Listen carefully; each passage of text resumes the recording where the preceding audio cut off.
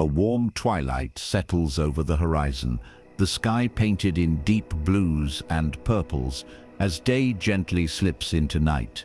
Tony Stark, a genius inventor and billionaire, finds himself far from the gleaming towers of his Malibu home. He is in a remote desert under a canopy of countless stars. The air is cool and still. A gentle wind skims across the sand, whispering against metal and stone. Tony's heart beats steadily in his chest, accompanied by the soft mechanical hum of a device he barely understands yet. A glowing arc reactor, embedded just below his collarbone, proof that Tony Stark has a heart. Not long ago, Tony lived a life of comfort and arrogance, building weapons and basking in fame. But fate intervened under this very same starry sky. In a flash of violence, a demonstration of his latest missile turned into chaos. In the aftermath, Tony awoke in darkness and pain, captured and wounded. Shrapnel from an explosion threatened his heart, but a stranger's kindness saved him. An electromagnet now holds the deadly fragments at bay, powered by a car battery at first, and then by this tiny arc reactor he built in captivity. In saving Tony's life, the arc reactor also illuminated a new path for him, one he never anticipated walking. Now, in the stillness of an Afghan cave, Tony lies on a simple cot, eyes tracing the unfamiliar patterns of rock above. He takes a slow, deep breath. The scent of dust and oil lingers in the air. A single bulb casts a dim golden glow, flickering gently like a distant candle. It is quiet here. Outside the cell, muffled voices speak in languages he doesn't know. But inside, all Tony hears is the low thrum of the reactor and the steady rhythm of his breathing. For the first time in a long time, he is truly alone with his thoughts, and he is afraid. Yet, amid the fear, something else glows within him: resolve. By Tony's side sits Ho Yinsen, the man who saved his life by implanting that electromagnet. Yinsen tends a small fire for warmth, the flames dancing softly and casting comforting shadows on the rough walls. He speaks to Tony in a calm, reassuring tone, telling stories of his home and family to keep Tony's spirits alive. Tony listens, the sound of Yinsen's voice like a gentle lullaby in this nightmare. In Yinsen's presence, Tony feels a quiet courage building. This kind doctor with kind eyes and steady hands has given Tony a second chance, and Tony does not intend to waste it. Days pass in the cave, each marked by Tony and Yinsen's secret work. They have been ordered by their captors to build a devastating missile, the very kind that Tony once proudly demonstrated. But under the watchful but uncomprehending eyes of their guards, the two prisoners have a different plan. Piece by piece, they assemble something unexpected, not a weapon of destruction, but a means of escape and a symbol of transformation. In the far corner of the cave, scraps of metal lie scattered, remnants of Tony's captured weapons. By the glow of the fire and the single bulb, Tony uses all his ingenuity to repurpose these shards of his past life. The process is methodical and strangely soothing. The tap, tap, tap of a hammer against metal echoes like a slow, steady drumbeat. Each strike is deliberate, measured. Sparks fly from a welding torch, briefly illuminating Tony's face, which is etched with focus and newfound determination. Instead of feeling anger or panic, Tony feels a calm clarity as he works. This task, this creation under duress, is giving him purpose. As the metal takes shape, Tony recalls moments from his earlier life. The roar of parties, the flash of camera bulbs, and the hollow accolades of arms dealers seem distant now. In this quiet cave, stripped of all luxuries, he rediscovers the core of who he is, a creator. With each bolt tightened and each wire connected, he is not just building a suit of armor, he is rebuilding himself.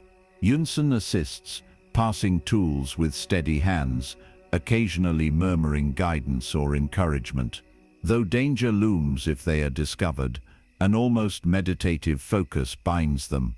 Two men working in harmony, breathing steadily, intent on one goal: freedom.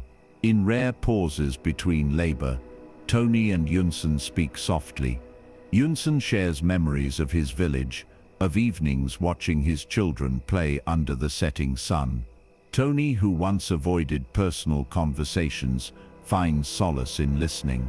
These gentle tales of normal life beyond the cave walls paint a picture of peace that Tony yearns to see again. He promises Yunsen that they will make it out together, that Yunsen will reunite with his family. Yunsen responds with a hopeful smile that crinkles the corners of his eyes. In those eyes, Tony sees trust and a quiet acceptance of whatever fate may bring. It strengthens Tony's resolve to not let this man down. Finally, their creation nears completion. Standing tall in the flickering light is a suit of iron, crude yet powerful.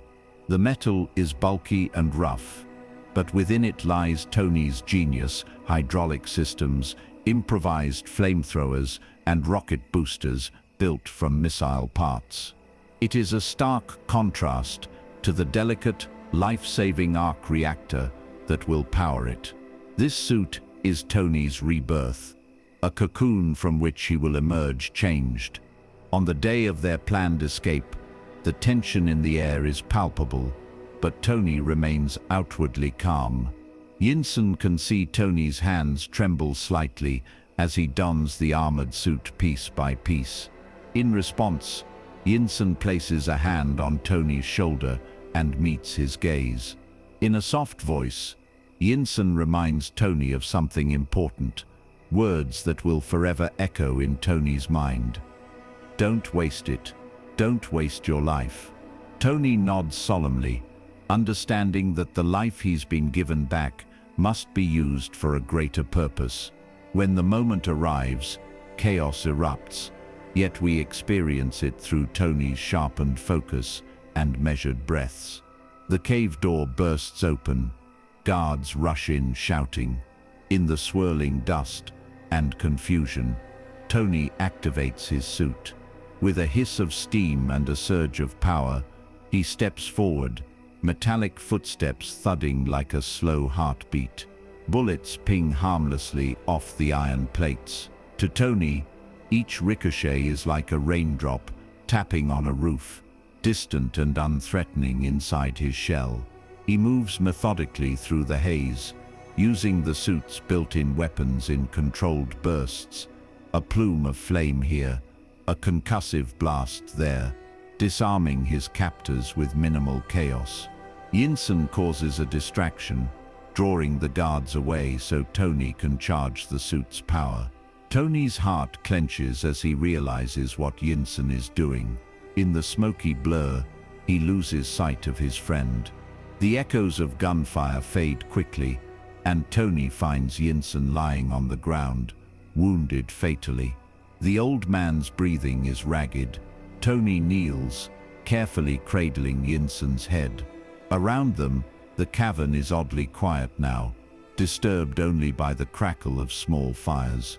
Yunsen's eyes find Tony's. With great effort, he whispers that his family is already gone. He will see them now, and urges Tony one last time to live, and live well. This was always the plan, Yunsen says softly, each word a struggle. Gratitude washes over Tony, and tears brim in his eyes. Thank you for saving me. Tony chokes out. Yunsen manages a faint smile. Don't waste it. Don't waste your life, Stark, he repeats, voice fading. With that, Ho Yunsen closes his eyes for the last time. Tony allows himself a brief moment to mourn in silence. The man who had given him hope in the darkness is gone. But Tony's promise to him burns brighter than ever, reflected in the soft blue glow of the arc reactor on Tony's chest. He rises, gentle and slow, laying Yinsen's body down with reverence. There is no time for more. Tony knows he must carry on and escape, for both their sakes. The path out of the cave is tumultuous, but Tony experiences it almost as a dream. Enveloped in his armored suit, he pushes through stone corridors lit by flickering fluorescent lights. Each step he takes is heavy but steady, like walking underwater. With every pace, he grows more confident. He reaches the cave's mouth and steps out into the desert twilight. The vast open sky greets him, a deep indigo dome sprinkled with stars. For a second, he simply stands there, feeling the night breeze against the metal suit, gazing up at the cosmos above. The gunfire has ceased. The remaining guards scatter in fear of the iron giant that emerged from the dark. Gathering his resolve, Tony engages the suit's final mechanism, an improvised rocket booster. With a fiery whoosh and a trail of sparks, he is lifted into the sky. The sensation is exhilarating and terrifying all at once. Inside the suit, Tony's heart races as the ground falls away. Below, the camp that was his prison grows small against the endless dunes. The stars around him shine brighter, with nothing but air and space between him and them. For a moment, Tony Stark is flying. Free, the ramshackle rocket sputters, then fails, sending Tony arcing down. He crashes into the sand dunes beyond the camp with a dull thud, the suit crumpling around him, but Tony survives. He crawls out of the twisted metal shell, exhausted and shaken, yet alive under the night sky. Each breath of the cool desert air feels like a gift. He collapses onto his back in the sand and looks up at the stars once more. The arc reactor's glow pulsing faintly through his tattered shirt. He thinks of Yinsen and mouths a silent promise. I won't waste this life. Not long after, headlights appear in the distance. A military convoy, led by Tony's friend Colonel James Rhodey Rhodes, has been searching for him. They found the wreckage of the suit and followed the trail. Rhodey rushes to Tony's side, relief and disbelief on his face. Tony, dusty and bruised, manages a weak grin and asks with dry humor, "How was the Funvee tour?" referencing the military Humvee that had been attacked. Rhodey laughs in spite of himself, eyes wet, and wraps a blanket around Tony's shoulders. In that moment, Tony feels the first true safety he's felt in months. As the helicopter carries him away, Tony gazes down at the quiet desert and the faint glow of the insurgents' campfire lights, receding into darkness. He closes his eyes and leans back, the steady thump of the helicopter blades lulling him. In the gentle rocking of flight, Tony Stark allows himself to relax. He is going home, forever changed, cradling the spark of a new purpose that was born in the darkness.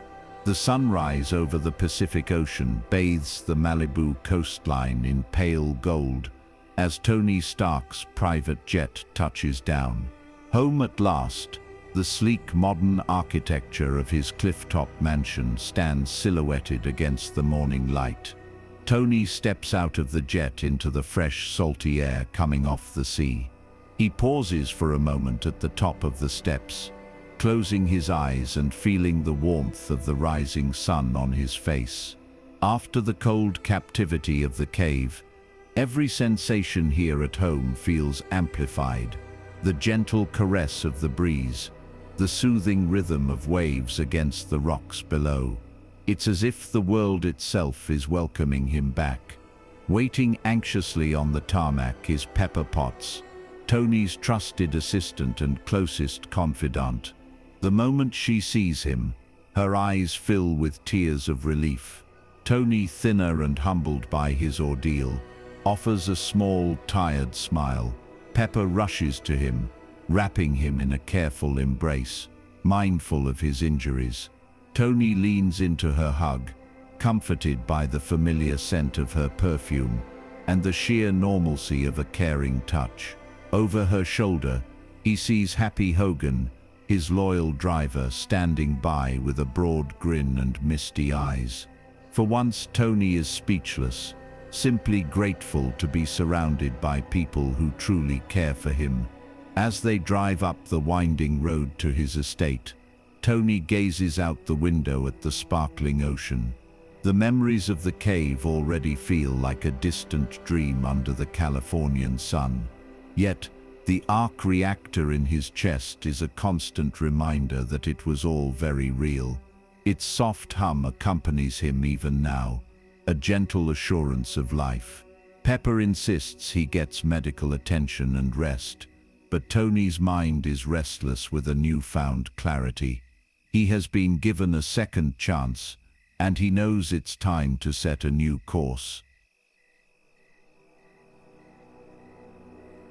The very morning of his return, Tony calls a press conference. The media and board members gather in his home, expecting triumphant words from the prodigal CEO of Stark Industries. Instead, Tony stands before them, looking out over the crowd with uncharacteristic seriousness. Sunlight pours in through the glass walls, illuminating motes of dust in the air. Pepper stands at Tony's side, unsure of what he's about to do, but supportive nonetheless. Tony clears his throat, and with a steady voice, he announces that Stark Industries will cease manufacturing weapons. A hush falls. The only sound is the distant crash of waves outside. Murmurs of shock soon ripple through the room. This company has been the world's biggest weapons supplier for decades, and here is Tony Stark, gently but firmly turning off that path. Faces in the audience show confusion, even dismay. Obadiah Stane, Tony's father's old partner and a mentor figure, steps forward with a forced laugh, trying to chalk up Tony's declaration to trauma. But Tony stands resolute. He speaks plainly but softly about seeing firsthand the destruction his weapons caused, and how his heart, he places a hand over the arc reactor through his shirt, will not allow it to continue. Pepper places a comforting hand on Tony's back as he speaks, and he draws strength from her presence. Though the announcement is abrupt, Tony feels a weight lift off his shoulders as he utters the words. It is the beginning of atonement, the start of a legacy he can be proud of. In the days that follow, Tony retreats into the sanctuary of his workshop. This is a wide, open space beneath his house, lined with cutting-edge gadgets and the hot rod he had been tinkering with before his fateful trip. Floor-to-ceiling windows offer a view of the blue ocean expanse. During daylight, sunbeams dance across the high-tech tools. By night, the moon's reflection ripples on the water, casting wavy shadows inside. Here, Tony finds peace in creation once more. Only this time, he is not building weapons. He is refining the very suit that saved his life, turning it into something new, a symbol of protection. He insisted he drink for nutrients and gazes out at the Pacific, collecting his thoughts. Jarvis, his AI assistant with a soothing British voice, politely offers technical readouts or quips gently to keep Tony's spirits light. The atmosphere in the workshop is serene, a stark difference from the frantic cave. Here, Tony has every tool at his disposal, and he moves with confidence and ease. Late one evening, Pepper comes down to check on Tony. She finds him seated at his workbench, face illuminated by the holographic blueprints projected in front of him. He's designing sleek gauntlets and boots for a new suit, far more advanced than the clunky cave version. Pepper approaches quietly, not wanting to startle him. Tony senses her, and smiles. He lifts a nearly completed metal glove, intricate and gleaming, and slides his hand into it. With a soft whir, the fingertips light up. Pepper raises an eyebrow in concern and curiosity. Tony reassures her in a gentle tone. "It's okay, Pep. This is not for destruction. It's for saving lives." In that tender moment, Tony asks Pepper for help. The reactor in his chest, the device keeping him alive, needs an upgrade. Pepper is the only person Tony trusts with his life. Quite literally, though nervous, Pepper agrees. Tony guides her hands to carefully replace the original arc reactor with a new, improved one he built. The atmosphere is intimate and calm.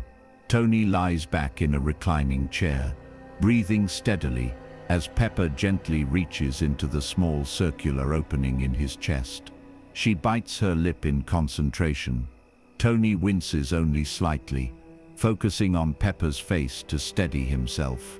Finally, the new arc reactor clicks into place, shining brighter and more stable. Tony exhales in relief. Pepper can't help but tease, her voice shaking with residual nerves.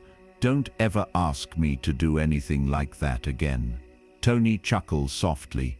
"For the record, that was totally important, and you did great."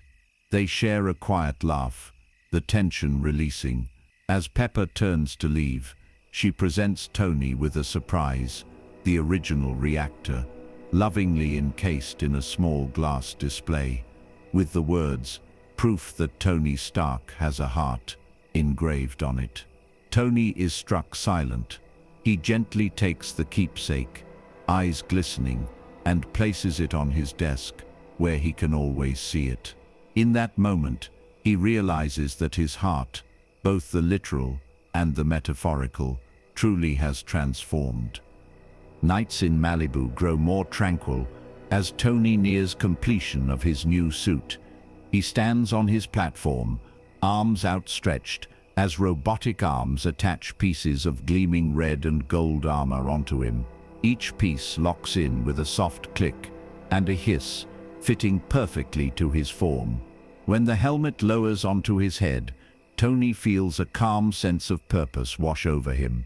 He steps forward, and the platform spins him towards the open window facing the sea.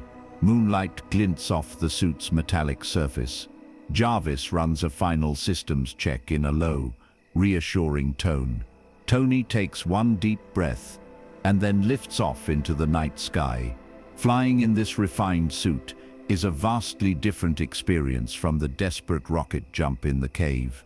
The thrusters beneath his feet and in his gloves respond smoothly to his guidance. He hovers above the coastline, at first stabilizing. The world below is a tableau of sleeping towns and quiet waves.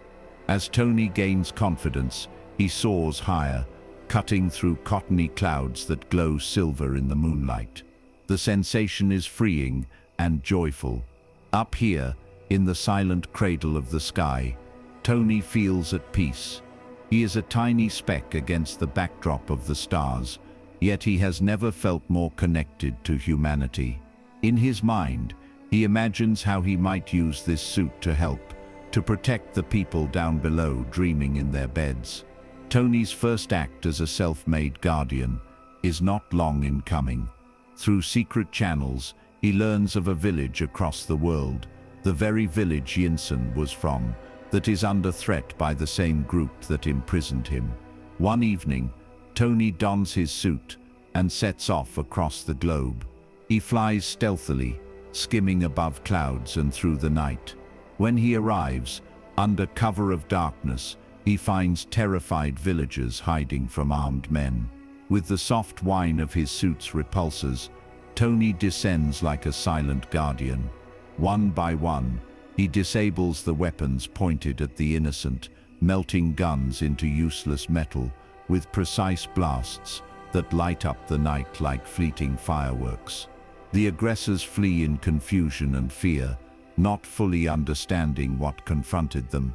A man in a metal suit, who appeared out of nowhere like a specter. As dawn breaks, Tony stands at the center of the village. The rising sun paints the sky in pastel hues of pink and gold. Villagers peek out from doorways and slowly approach, realizing the danger has passed. They see their once destroyed homes now safe, the remnants of weapons smoking, but no longer threatening. Tony offers a gentle wave, and through his open helmet, a small smile. Though they do not share a language, the gratitude in their eyes says everything. A little boy musters courage and runs up to Tony, offering him a simple flower.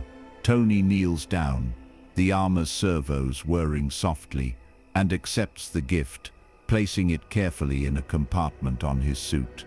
In a soft voice, he tells the child, "You're safe now." Even if the child doesn't understand the words, he understands the kindness.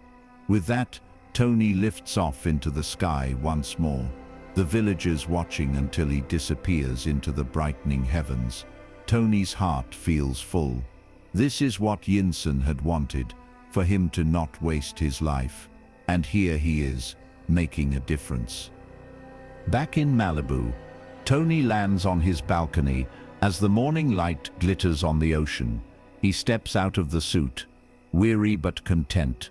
Pepper greets him with concerned relief. She had noticed him gone in the night. Tony simply nods and says, "I'm fine, better than fine." There's a serenity in his voice she hasn't heard before.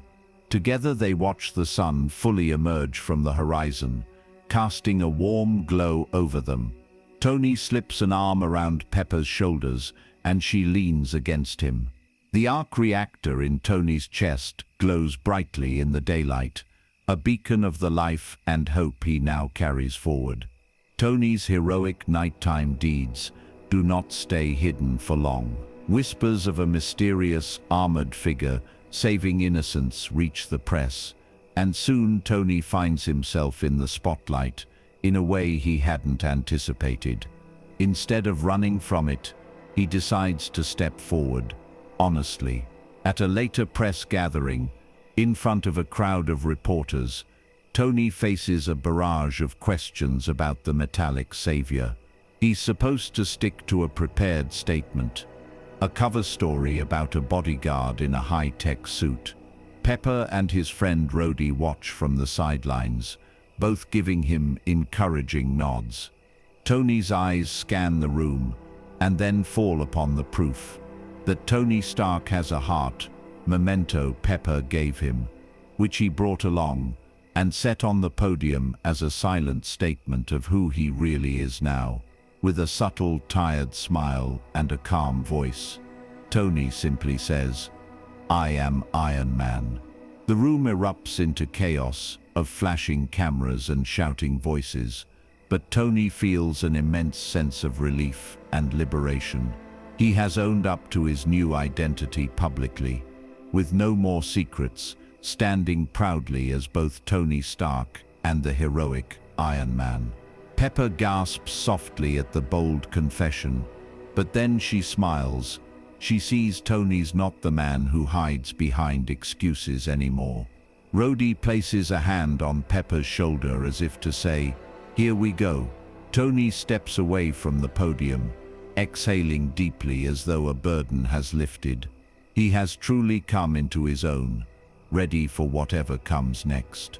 That night, as the world buzzes with news of Iron Man's reveal, Tony finds a quiet moment alone on his balcony. The ocean is calm beneath a blanket of stars, the gentle sound of waves drifting upward. He holds the little flower given by the village boy, now kept in a small vase, and twirls it between his fingers. A sense of purpose and peace fills him. Tony Stark, genius, billionaire, once carefree playboy, has transformed into something more. He is a protector, a builder of a better legacy than weapons. The road ahead is uncertain, but under this tranquil night sky, Tony makes a promise to himself. He will follow this path of heroism wherever it leads, with his heart guiding the way. With Tony's identity as Iron Man now public, life takes on a new cadence. On the surface, Tony remains the charismatic inventor the world knows.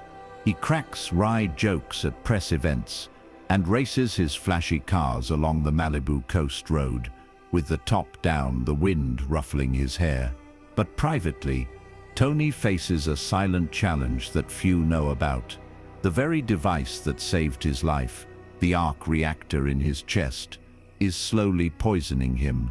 The palladium core that powers it leaves traces in his bloodstream, and each day the toxic level rises. Tony monitors it quietly in his lab late at night. In the soft glow of computer screens, he holds up a small device that displays his blood toxicity. The numbers inch upward ominously with each check, yet Tony tells no one. Not Pepper, not Rhodey. He carries this burden alone, not wanting to cause them worry or admit the terrifying possibility that his time might be running out. As days turn into weeks, Tony throws himself even more into his work and thrills, as if to drown out the ticking clock within.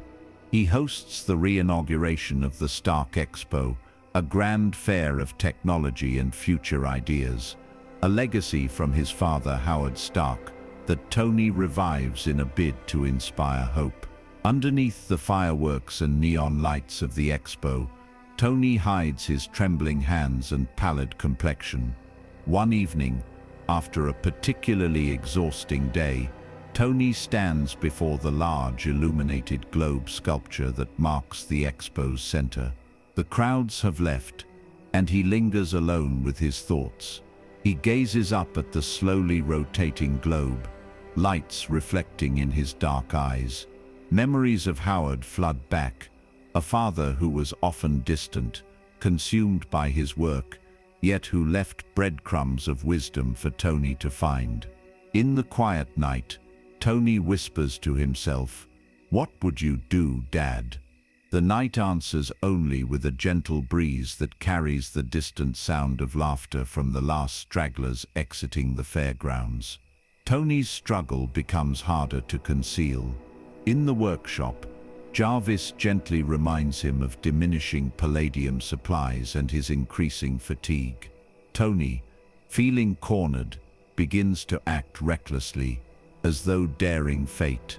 The stress and the toxicity fray his nerves. At a birthday celebration, Tony puts on a brave face and a flashy show in his Iron Man suit. But inside he's disoriented and scared. His best friend Rhodey intervenes, worried Tony is spiraling. In a tense but crucial moment, Rhodey dons an older Iron Man suit, one Tony had built as a prototype, to restrain Tony from harming himself or others in his intoxicated state. The confrontation is brief and more heartbreaking than violent, a friend desperate to save another from himself. In the aftermath, as dawn's pale light filters into the wrecked living room, Tony sits amid the debris of his impulsiveness, feeling shame and loneliness. Rhodey has left with the spare suit to keep it safe, and Pepper, hurt by Tony's erratic behavior, quietly tends to the minor injuries of guests, and then leaves Tony to reflect. Tony realizes he is pushing away the people he cares about, all because he's afraid to face them with the truth of his mortality. That morning, hungover and despondent, Tony receives a visitor who changes the course of his journey yet again. Nick Fury, director of S.H.I.E.L.D. Fury arrives with a no-nonsense demeanor and a case full of Tony's late father's old notebooks and films. Fury knows Tony is dying, and he offers not pity but perspective. Howard Stark, despite his shortcomings as a father, left Tony a final gift hidden in his old work. Intrigued and desperate for a solution, Tony delves into the materials. In the privacy of his workshop, Tony watches an old reel of Howard Stark speaking directly to the camera, seemingly to him, as a time capsule message. Dust motes dance in the projector's light, As Howard's image flickers, a much younger man with determined eyes, talking about building the future. In a softened, earnest tone Tony had never heard in life. Howard says, "One day you'll figure this out. My greatest creation is you." Tony's breath catches, his eyes stinging with tears, not just from the old film's glow. In that heartfelt recorded message, Tony hears the love and faith his father had in him, words Howard never managed to say in person. Renewed determination surges in Tony. Among Howard's things, he discovers the blueprint of an unfinished dream, a new element, a clean energy source that Howard conceived but could not produce with the technology of his time. Tony realizes that this new element could replace the palladium in his reactor, curing his affliction. The solution was in his father's legacy all along, waiting for Tony to claim it. What follows is a montage of quiet, focused effort. Tony shuts himself in his workshop for days, working methodically. In the softly lit lab, we see him constructing a makeshift particle accelerator with whatever he can find. The place becomes a bit chaotic. Furniture moved aside, walls marked with equations scribbled in pen. Yet Tony's movements are controlled and purposeful, a stark contrast to the frantic energy of his weapons-building days. He calibrates and aligns equipment with Jarvis's gentle prompts, keeping him on track. Pepper occasionally peeks in with concern, bringing him sandwiches and juice, which Tony gratefully accepts with a reassuring smile. She can tell he is onto something important, so she lets him be, trusting his process. Late one night, when the house is quiet and the ocean outside mirrors a sky full of stars, Tony initiates the final test to create the new element. The particle accelerator whirs to life, a low rumble building to a steady hum. Bright light fills the chamber as energy beams converge. Tony stands calm and ready, guiding a device to capture the emerging element. There is a brilliant flash, not violent, but pure, and suddenly it's done. In Tony's hand rests a small triangular prism of material, glowing with an otherworldly blue-white light. It pulses gently, radiating a warmth that Tony can feel on his face. He exhales, realizing he had been holding his breath. The new element, his father's dream and now his achievement, is beautiful. In that moment, alone in the stillness after the experiment, Tony softly says, "Thanks, Dad," his voice echoing faintly. He knows Howard can't hear him, but perhaps in some way he believes the message is received. With utmost care, Tony integrates the new element into a redesigned arc reactor. The moment he powers it on, he feels a surge of vitality. The toxicity in his blood will fade now. He's effectively saved himself. The reactor's glow is brighter than before, steady and clean. Tony closes his eyes and places a hand over it, feeling the gentle throb. It's as if he has a new heart, one free of the poison that plagued him. In his mind, Tony imagines Yinsen and Howard both watching over his shoulder, nodding in approval. He has honored them by using his brilliance for life, not death. Just as Tony finds this inner resolution, external challenges intensify.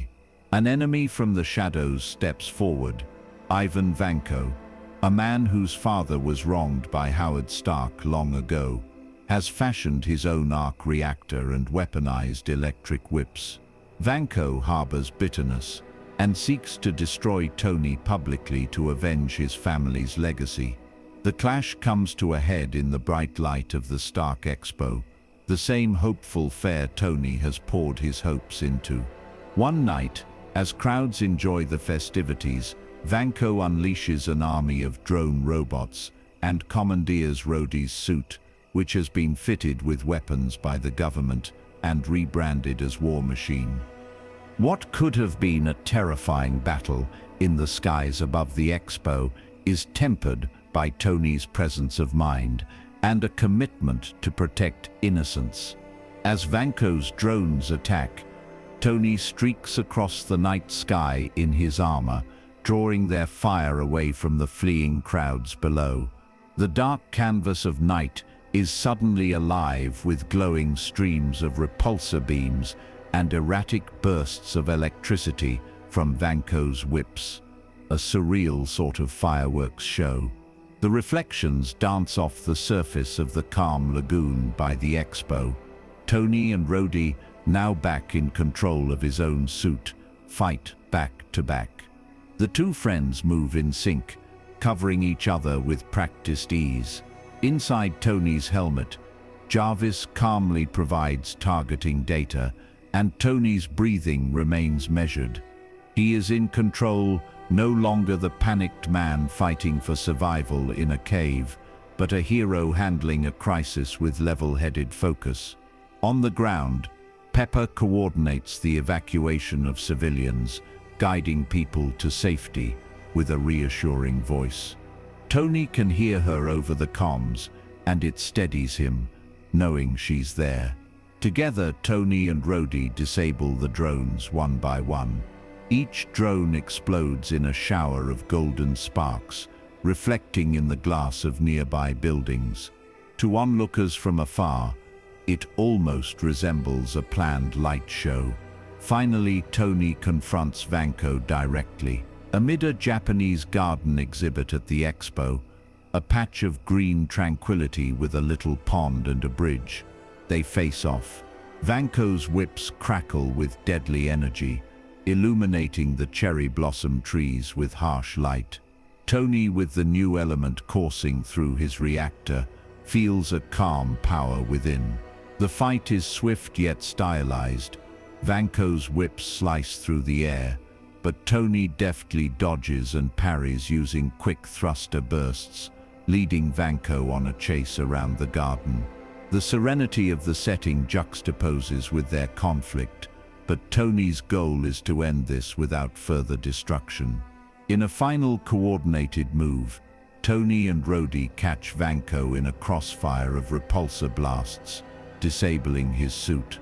Vanko's reactor overloads, and Tony quickly tackles Rhodey into a protective embrace as a shockwave from Vanko's defeated suit rolls over them, rustling the trees and extinguishing nearby lanterns. When the smoke clears, Vanko is defeated, the drones all destroyed. There's a profound silence after the chaos.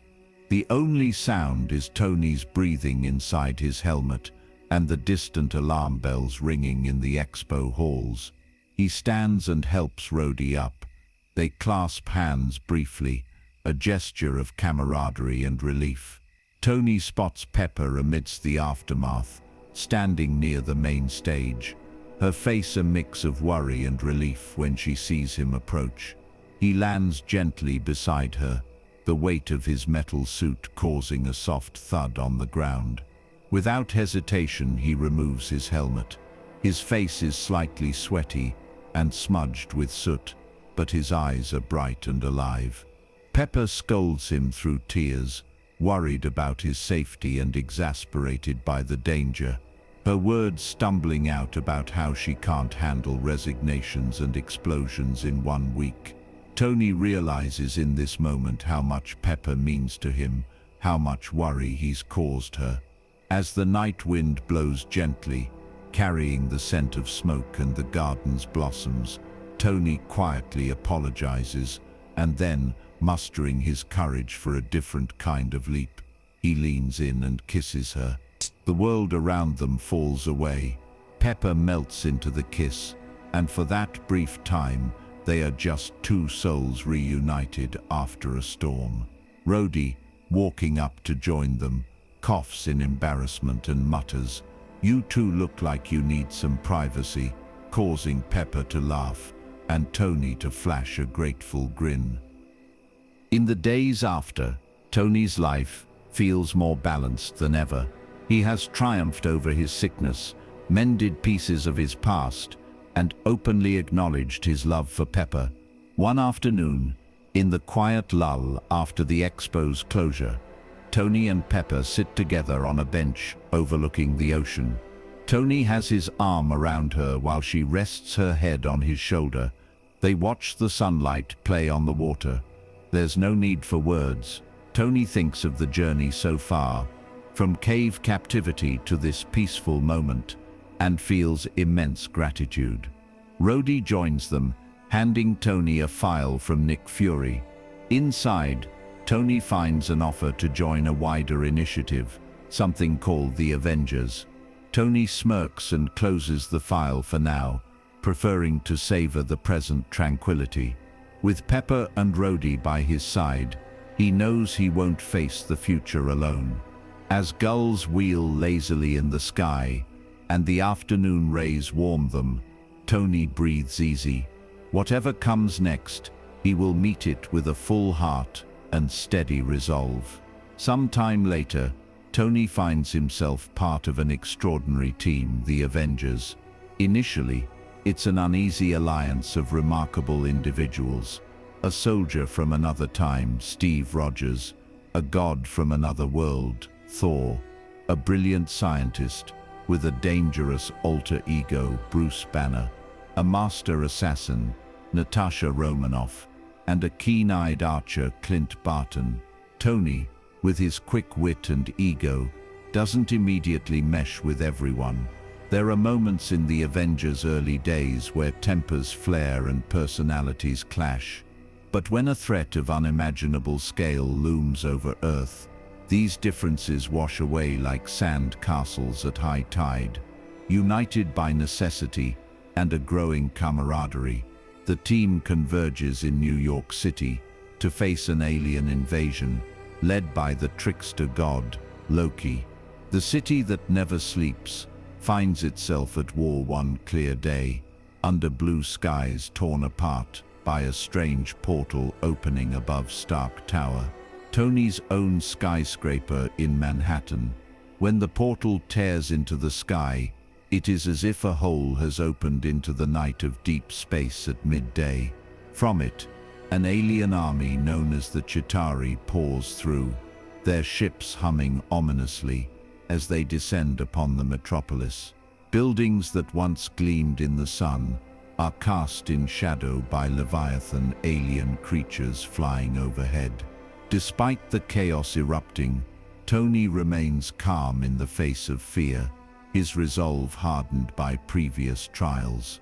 With a steady voice, he coordinates with the other Avengers, each hero taking position to protect the city. In his Iron Man armor, Tony soars between skyscrapers, drawing alien fire away from civilians below. The sounds of battle, blaster fire, collapsing concrete, shattering glass, are intense, but Tony filters them out, focusing only on what he must do: contain the damage and eliminate the threats. He darts through the steel canyons of Manhattan, repulsors glowing, guiding a squad of alien flyers to chase him rather than strafe the streets. We follow Tony as he weaves under the Brooklyn Bridge and then straight up into the air, causing the Chitauri craft trailing him to collide in a fiery burst high above the rooftops. Each explosion is like a thundercloud blossoming and then fading into smoke. From the ground, onlookers see Iron Man as a red and gold guardian angel, constantly moving, reassuring in his presence. On top of Stark Tower, the portal continues to spill invaders. The Avengers fight valiantly together, and for the first time, Tony truly feels part of something greater than himself. Amidst the frenzy, there are moments of synchrony and trust, a brief instance where Tony and Steve exchange a nod as Tony banks around a building and Steve shields civilians on the street, or when Thor's hammer summons a bolt of lightning that Tony catches with his suit, supercharging his next blast. These moments of unity shine bright through the dust and smoke, like sunbeams breaking through storm clouds. Yet, even as they gain the upper hand, a new danger appears, a nuclear missile, launched by desperate authorities, is headed for the heart of Manhattan to stop the invasion at all costs. Tony makes a split-second decision that changes everything. With a determined inhale, he rockets towards the missile and intercepts it high above the city. The weight of it rattles his suit as he grabs hold. Gritting his teeth, Tony redirects its course toward the portal. He knows what this means. He's likely embarking on a one-way trip. There's a quiet acceptance in his heart as he ascends. In those fleeting moments, he tries to call Pepper. On her plane, Pepper sees the call but doesn't pick up in time. Tony's face flickers off her screen as he disappears from reach. Still carrying the missile, Tony passes through the shimmering portal into the cold void of space beyond. Suddenly, all sound falls away. Tony finds himself floating in an expanse of silent stars, Earth a blue-green marble below. The missile hurtles towards a massive alien mothership on the other side of the portal and detonates, a blossom of light that is soundless in the vacuum. Tony lets go, drifting aimlessly as the shockwave from the explosion gently pushes him back towards the closing rift. For a moment, Tony is weightless and adrift. Space is dark and serene, dotted with distant stars that twinkle like diamonds. In this quiet, Tony's thoughts, oddly calm, he feels at peace with his choice. His eyes, hidden behind his helmet, flutter as oxygen dwindles. He's done it. He saved countless lives, including his friends, as consciousness slips. He gazes one last time at the beautiful, fragile Earth below, appreciating its brilliance. Just as he's about to cross the threshold of the portal, the magic sustaining it fades, thanks to the Avengers shutting it down on the other side. Tony's armored form begins to free fall. He plummets downward, back into Earth's atmosphere. The suit's systems are unresponsive, Tony unconscious within. Below, the Avengers look up with dread as they see a small figure tumbling from the sky. In a blur, the Hulk leaps and catches Tony just in time, breaking his fall. They land on a street, now littered with debris and eerily quiet after the battle. The force of impact jolts Tony awake. He gasps as his helmet retracts, sucking in breath and staring wide-eyed at the concerned faces of his teammates around him. Still dazed, Tony's lips curl into a weak smile. "We won?" he asks softly. Steve nods, and relief floods Tony's body.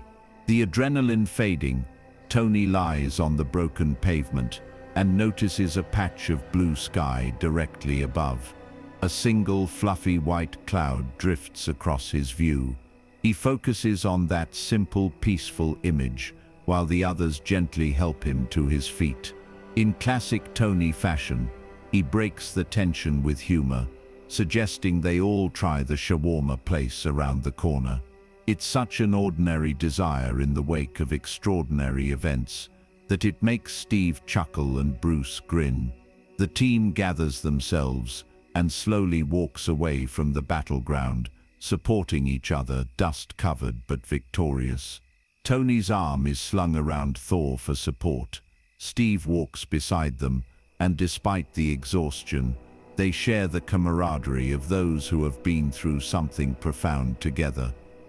Later that evening, after brief celebrations and media frenzies, Tony finds a quiet moment amid the ruins of his tower's penthouse. Large glass windows are blown out, and the letter A from the Stark sign atop the tower is all that remains hanging, a symbol of the Avengers now. Tony stands at the edge where the glass used to be, looking over the city.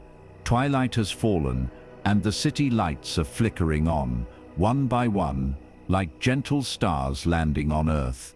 In the far distance, he hears the faint wail of sirens and the city beginning to heal from the day's events. Pepper arrives, having rushed to New York upon news of the battle. Without a word, Tony turns to her, and they embrace tightly. In her arms, Tony finally releases the tremor of emotion he had been holding back, the fear of nearly dying, the relief of survival, the magnitude of what just happened. Pepper runs a hand through his hair soothingly. On that broken balcony, under the emerging night sky, Tony reflects on how drastically his world has expanded. He helped save the entire planet today, and he did it alongside others equally committed to good. For a man who once walked a selfish path, this is a triumph, not just of action but of spirit. Still, Tony cannot fully escape the toll it's taken on him. When he closes his eyes that night next to Pepper, in the brief snatches of sleep he manages, he sees flashes of that dark void of space, of those stars that seemed endless and cold. He awakens with a start at midnight, heart pounding, the arc reactor's light illuminating the bedroom dimly. Pepper is there immediately, calm and comforting, whispering that he's safe. It's over. Tony nods and lies back down, taking her hand in his and focusing on her steady breathing to lull himself back to sleep.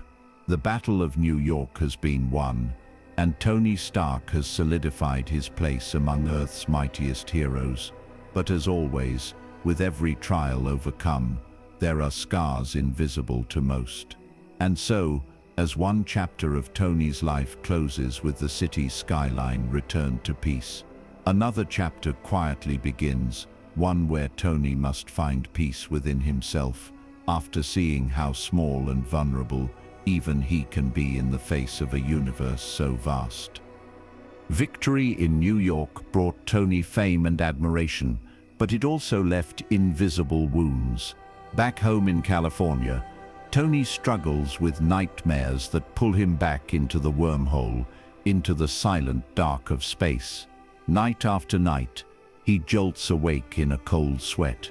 The bedroom that once felt like a sanctuary now feels confining when these terrors grip him.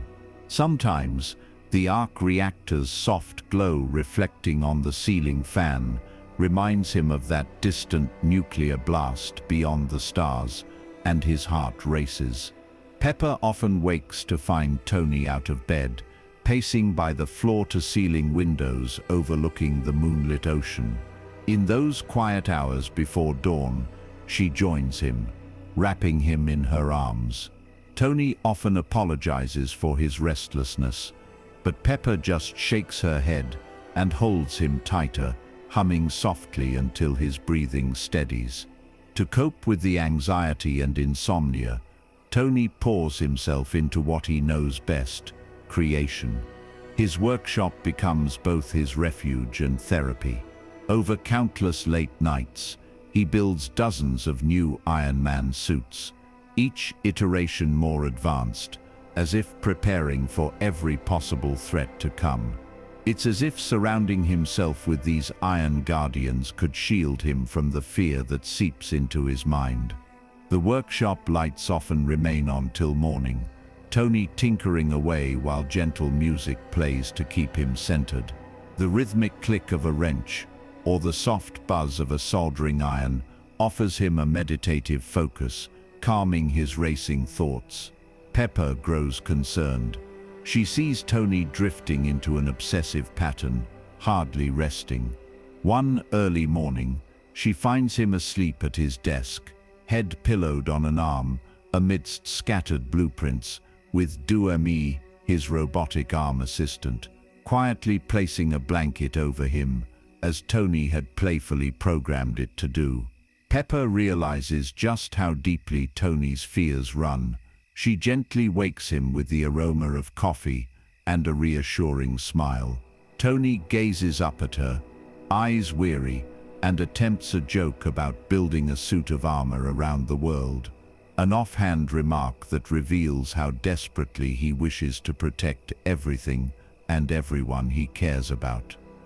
The world, however, does not slow down for Tony to find inner peace. A new threat emerges in the form of the Mandarin, a mysterious figure behind a series of bombings that leave no trace of explosives. These incidents puzzle and trouble Tony. When one of Tony's dear friends, Happy Hogan, is injured in an attack, Tony's concern turns to determination.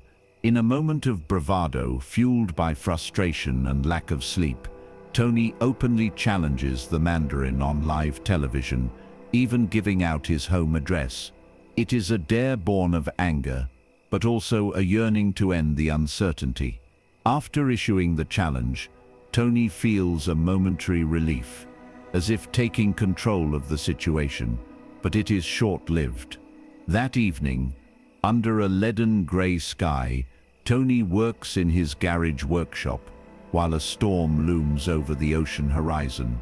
Pepper is upstairs when the attack comes. Out of the clouds, missiles streak toward Tony's cliffside home. In an instant, glass shatters and concrete blasts apart with thunderous force.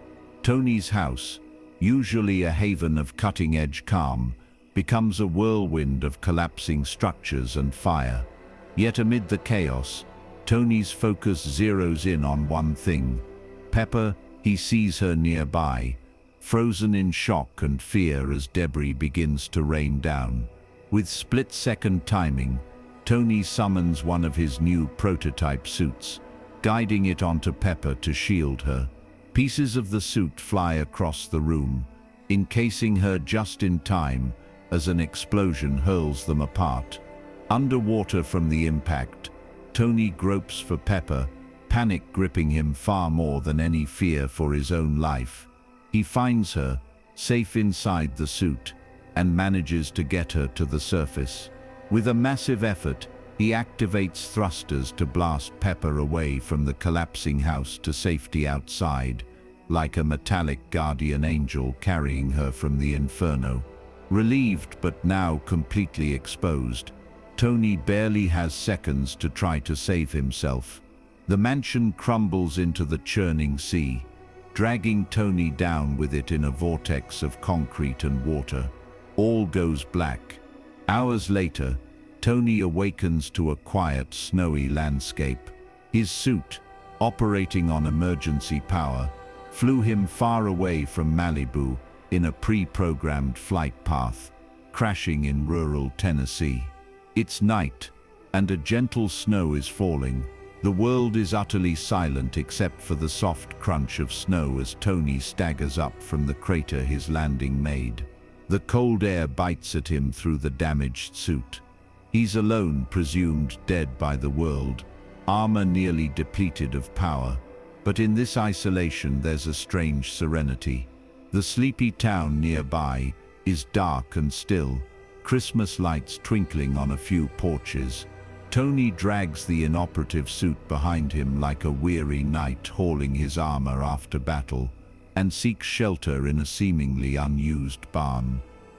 Inside the barn, it's dusty and filled with old tools and hay bales, but it's a shelter from the cold. Tony collapses onto a pile of hay, exhaustion overtaking him. He closes his eyes, listening to the muffled howl of wind outside, and letting the scent of hay and aged wood calm him. Sometime before dawn, a small figure approaches Harley, a local kid drawn by the noise of Tony's crash. Harley, armed with a potato gun and a bold curiosity, soon realizes this stranger is none other than Iron Man. Instead of fear, he's filled with awe and concern. Tony awakens to the young voice, asking if he's okay. Under different circumstances, Tony's trademark sarcasm might flare, but here he is disarmed by the genuine kindness of a child. He reassures Harley and himself that he's all right, just a mechanic in need of tools to fix something. Over the next few days, Tony lays low in Harley's garage, which becomes a makeshift workshop. It's humble, a workbench cluttered with Harley's science projects, a Christmas tree in the corner, giving off a gentle, colorful glow, and a wood-burning stove that crackles softly, keeping the chill at bay. Working by lamplight, Tony attempts to repair his suit's arc reactor and gather clues about the bombings. Harley proves to be an unexpected helper, sharp, empathetic, and full of questions. In the quiet moments between tinkering, Tony finds himself opening up to the kid about his anxiety in roundabout ways. When a panic attack grips Tony unexpectedly on a quiet street, triggered by memories of the wormhole, when someone mentions New York, Harley talks him through it, encouraging him to breathe slowly and focus on what he can control right here and now. Tony follows the boy's calm instructions, inhaling the crisp winter air deeply, exhaling slowly as he counts, letting the feeling of the cold and the sound of crunching snow under his boots ground him. The panic passes, and Tony realizes with a humbled chuckle that this kid just helped him find his center. Piece by piece, Tony unravels the mystery of the so-called Mandarin. On a snowy evening, following leads to an old warehouse, Tony uncovers that the bombings were accidents caused by soldiers undergoing an experimental treatment called extremis, which dangerously overheats them. The Mandarin persona turns out to be a mere decoy, a televised fiction played by an oblivious actor, hiding the true mastermind, Aldrich Killian, an ambitious scientist who felt slighted by Tony years ago. Killian has been using extremis to create super soldiers and orchestrated the attacks to cover up its flaws. Armed with this knowledge, Tony knows he must act to save Pepper, who has since been captured by Killian and exposed to extremis. Without a fully functional suit, Tony relies on his wits. On a quiet night, under the cover of darkness, he infiltrates Killian's Miami headquarters using gadgets he cobbled together, improvised tranquilizer darts, homemade tasers, and distraction devices crafted from Christmas ornaments. The infiltration is a far cry from his usual high-tech showmanship. It's stealthy and resourceful. Tony moves like a shadow along hallways, taking out guards one by one with minimal sound. A stun here, a clever decoy there. His heart pounds not out of panic, but purpose. Every step brings him closer to Pepper. When Tony finally finds the Mandarin's lair and the truth within, he's momentarily bewildered. The fearsome terrorist is nothing more than Trevor, a bumbling actor. It's almost absurd, and in a more light-hearted story, Tony might laugh, but knowing Pepper's life is at stake keeps him focused. Tony's rescue mission culminates at an abandoned oil drilling platform at sea, where Killian has Pepper and plans to unleash destruction on the president. Night falls over the ocean, and the platform is a maze of towering steel beams and flickering industrial lights. Waves lap against the pillars, their rhythm steady and indifferent to the drama above. Tony, having called in his army of Iron Man suits remotely, each powered and operational thanks to Jarvis, orchestrates a synchronized strike. From a distance, one might mistake it for a strange meteor shower or a flock of shooting stars. Dozens of glimmering Iron Man suits arc across the sky toward the platform, lights blinking against the dark night. They arrive with precision, hovering and darting through the superstructure. Tony leaps into one suit, fights a group of extremist soldiers, then when that suit is damaged, he seamlessly ejects and lands into another suit that flies by to catch him. It's a fluid dance of metal and man, a testament to Tony's ingenuity and versatility. Each suit acts like an extension of Tony himself, guided by his commands and Jarvis's ever-calm coordination. The battle that ensues is intense, but in Tony's perspective, it feels strangely controlled, like conducting an orchestra of iron. Fiery extremists, foes glow orange in the night as their bodies overheat, giving off steam in the cool air. They clash with the sleek steel of Tony's suits, which gleam under the floodlights. Tony moves with determined grace, using non-lethal measures where he can, trapping enemies under fallen beams or luring them into containment pods. All the while, his mind is on Pepper. He must reach her before Extremis either harms her or the platform's instability causes disaster. At last, Tony spots Pepper far above, on a collapsing catwalk, just as an explosion knocks her into a free fall. Time seems to slow as Pepper plummets through smoke and fire. Tony's heart nearly stops. He launches himself towards her, but a structure explodes and separates them. Pepper disappears into the billowing flames below. Tony's world pauses. He can't breathe, believing for an agonizing moment that the love of his life is gone. Anguished, he lands and staggers through the debris to where she fell, calling out her name into the darkness, voice cracking. Before Tony can fully process the grief, Killian emerges, grotesquely empowered by Extremis, ready to end Tony. But Tony's spirit is at a low ebb, his will nearly shattered by Pepper's loss. As Killian approaches to strike, a figure suddenly leaps from the shadows behind him. It's Pepper, alive and glowing with the unstable energy of Extremis coursing through her. She survived the fall thanks to the experimental strength within her. With graceful ferocity, Pepper uses parts of a broken Iron Man gauntlet to blast Killian, and then finishes the threat, ensuring he cannot hurt Tony or anyone else again. In the aftermath, with Killian's scheme foiled and Pepper safe, Tony takes stock of what truly matters.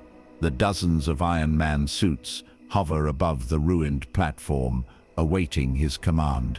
They were his security blanket, built to fight his nightmares. But now, seeing Pepper safe and remembering the courage he found within himself, even when his suit failed, Tony understands that his greatest strengths are his heart and mind, not just the armor he wears. In a symbolic gesture of letting go, he initiates the clean slate protocol. One by one, each suit detonates high in the air like a series of gentle fireworks. The sky lights up with blossoms of orange and gold against the pre-dawn purple. It's not a violent explosion, but a celebratory release, each burst reflecting off the calm ocean. Pepper watches the display, knowing what it means to Tony. She slips her hand into his, and he squeezes it, whispering, "It's okay. I'm okay." When they return to land, Tony ensures Pepper receives the care she needs to remove the Extremis safely from her system. He also makes a decision for himself. He visits a surgeon who removes the shrapnel near his heart. In a simple operation, Tony is finally freed from the physical threat that necessitated the arc reactor in his chest. When he recovers, he stands by a cliffside with Pepper, holding the now removed electromagnet, the proof of his old life's vulnerability. He tosses it gently into the sea. The sun has risen on a new day, its light glittering on the waves as the device sinks. Tony reflects that even without the shrapnel, without the reactor, he will always be Iron Man, because Iron Man was never just the armor. It was the will and the soul of the man inside, a man who has learned from mistakes, faced his demons, and emerged whole. With Pepper by his side, and a clean slate ahead of him, Tony feels a soothing peace. The nightmares may still come, but he knows now that he has the strength to face them, and he is never truly alone. As they drive away from the coast, Tony narrates quietly to himself, "No matter what, I am Iron Man." Those words are not boastful, as they once might have been, but calm and true, a declaration of identity and of the calm resolve he has earned. Tony's life settles into a brief lull after overcoming his personal demons. He spends peaceful months working on clean energy projects and wedding plans with Pepper, believing that perhaps the era of Iron Man might finally give way to a quieter chapter. But the world has a way of presenting new challenges just when things seem calmest. When remnants of an old enemy resurface, Hydra scientists misusing alien technology, Tony answers the call alongside the Avengers once more. In the snowy forests of Sokovia, they capture a powerful artifact, Loki's scepter, which houses a mysterious gem of immense power. In the aftermath of that victory, Tony is confronted by a haunting vision. One of the adversaries with abilities to warp the mind, a young woman named Wanda, touches Tony's temples, and in a flash, he sees a horrifying tableau, all of his fellow Avengers lying defeated, hurt or worse, and an unstoppable alien army descending upon Earth. At the end of this grim scene, a dying Steve Rogers gasps, "You could have saved us."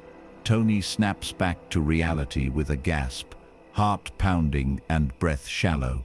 Though he stands in a secure bunker, safe and with friends nearby, the fear planted in his mind is very real.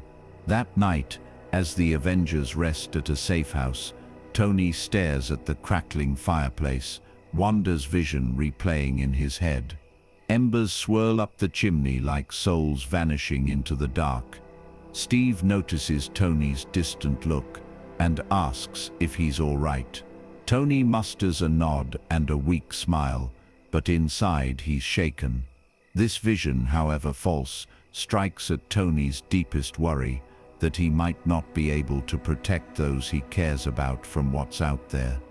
Driven by this fear and a genuine desire for lasting peace, Tony embarks on an ambitious project, Ultron. With Bruce Banner's help and the power of the Scepter's gem, Tony attempts to create an AI overseer that could guard Earth against all threats, enabling the Avengers to retire one day.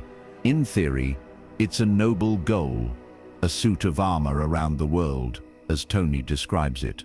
For a moment, as they work in the lab late at night, it feels like another of Tony's creative sessions. Classical music plays softly, holograms swirl in the air, and Tony's eyes light up with the excitement of invention.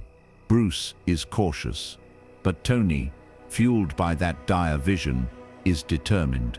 They run their experiments and then take a break, hoping the AI will develop itself correctly. In the stillness of the lab, illuminated only by the soft glow of monitors, something unintended awakens. Ultron is born, not as the benevolent guardian Tony envisioned, but as a twisted reflection of Tony's own anxieties. During an evening celebration party at Avengers Tower, Ultron reveals himself, using a scrapped Iron Legion robot to form a body. Its voice is chillingly calm, as it proclaims that humanity is its problem to solve, starting with the Avengers. The peaceful party mood shatters, but Tony stands in stunned silence as his own creation declares war. Drinks that were being toasted now sit forgotten as the team confronts this new menace. Tony's heart sinks. He feels he's opened Pandora's box. What follows is a harrowing chase across continents to stop Ultron. Tony grapples with guilt every step of the way, even as his friends assure him they will handle it together. In moments of quiet, Tony isolates himself, recalibrating his suit or scanning for Ultron's next move, with a heavy conscience. One midnight, in a small lab in Africa after a skirmish, Bruce finds Tony brooding over blueprints. The only light is a lamp shining over Tony's hunched form. Bruce places a hand on Tony's shoulder, offering silent solidarity.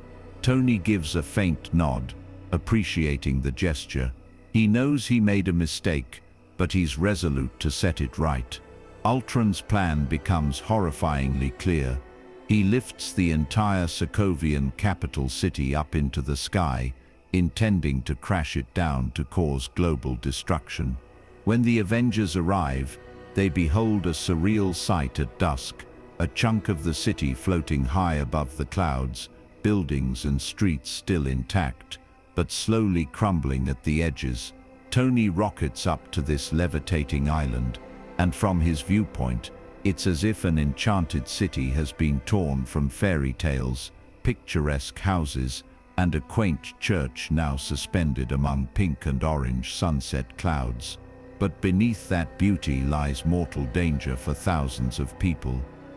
Inside the floating city, Tony's focus is razor-sharp and calm amidst the crisis. The Avengers spread out to evacuate civilians and battle Ultron's forces of robotic drones. Tony takes on the task of delaying Ultron's final launch sequence for the city. In a half-ruined town square, where a fountain still trickles water into a basin, Tony works with Thor and Vision, a new ally born from the same gem that birthed Ultron, to overload the device keeping the city afloat, planning to shatter it into smaller, harmless pieces before it can fall.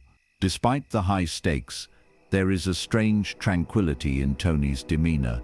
He's in problem-solving mode, almost as if this were another engineering challenge in his workshop, not the middle of a battleground.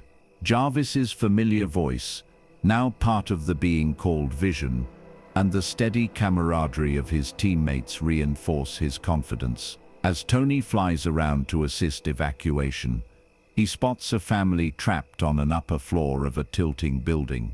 The mother and her children huddle by a window, fear etched on their faces. In that instant, Tony's purpose crystallizes. He gently swoops in through the gaping wall, reaching out a hand. Using his suit speakers set to a soft tone, he says, "It's all right, I've got you."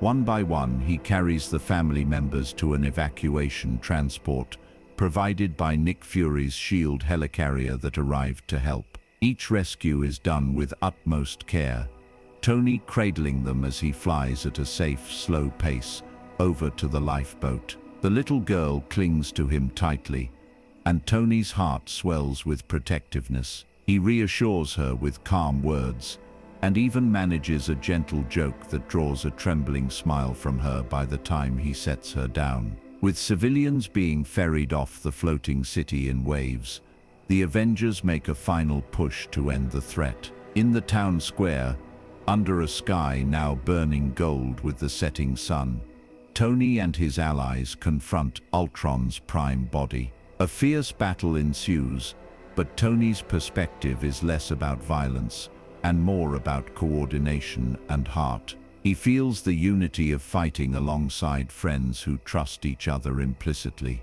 In a synchronized moment, Thor's lightning strikes Ultron, and Tony blasts the weakened villain with a full power beam from his gauntlet. Ultron falls, defeated, and his final drone bodies are swiftly destroyed by the team, their metal husks clattering to the cobblestone streets. But victory comes with a price. The city, though prevented from causing global extinction, shatters as planned and rains down in fragments. Most pieces are vaporized by Thor and Iron Man in the upper atmosphere, becoming shooting stars that fizzle out. However, some debris does impact the ground. Sokovia is left devastated. The Avengers manage to save countless lives, but not everyone survives the calamity. In the aftermath, Tony stands amid the rubble and dust as gentle night falls. Fires from wreckage flicker here and there like candles in vigil. Tony removes his helmet, taking in the scene with somber eyes. The weight of collateral damage and lost lives rests heavy on him. He silently promises to remember this cost, to let it guide his future choices. Back home, in the days after Ultron's defeat, Tony decides it's time to step back. The Avengers will continue, but Tony feels that his creation of Ultron showed he was perhaps too close to the problem, too personally driven by fear. In a quiet meeting at the rebuilt Avengers facility, Tony tells Steve he's taking a break to get back to what matters, making the world better in ways that don't involve constant fighting. Steve clasps Tony's hand firmly and thanks him for all he's done. There's mutual respect in their eyes, a silent acknowledgement of battles fought and burdens shared. Pepper meets Tony outside the facility. She arrived earlier and waited patiently by their car under the shade of an old oak tree.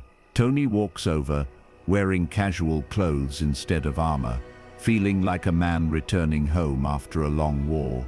Pepper welcomes him with a warm embrace. For a moment they just stand there under the tree's branches as a light breeze rustles the leaves above. Tony closes his eyes and breathes in the scent of her hair, committing this feeling of peace to memory.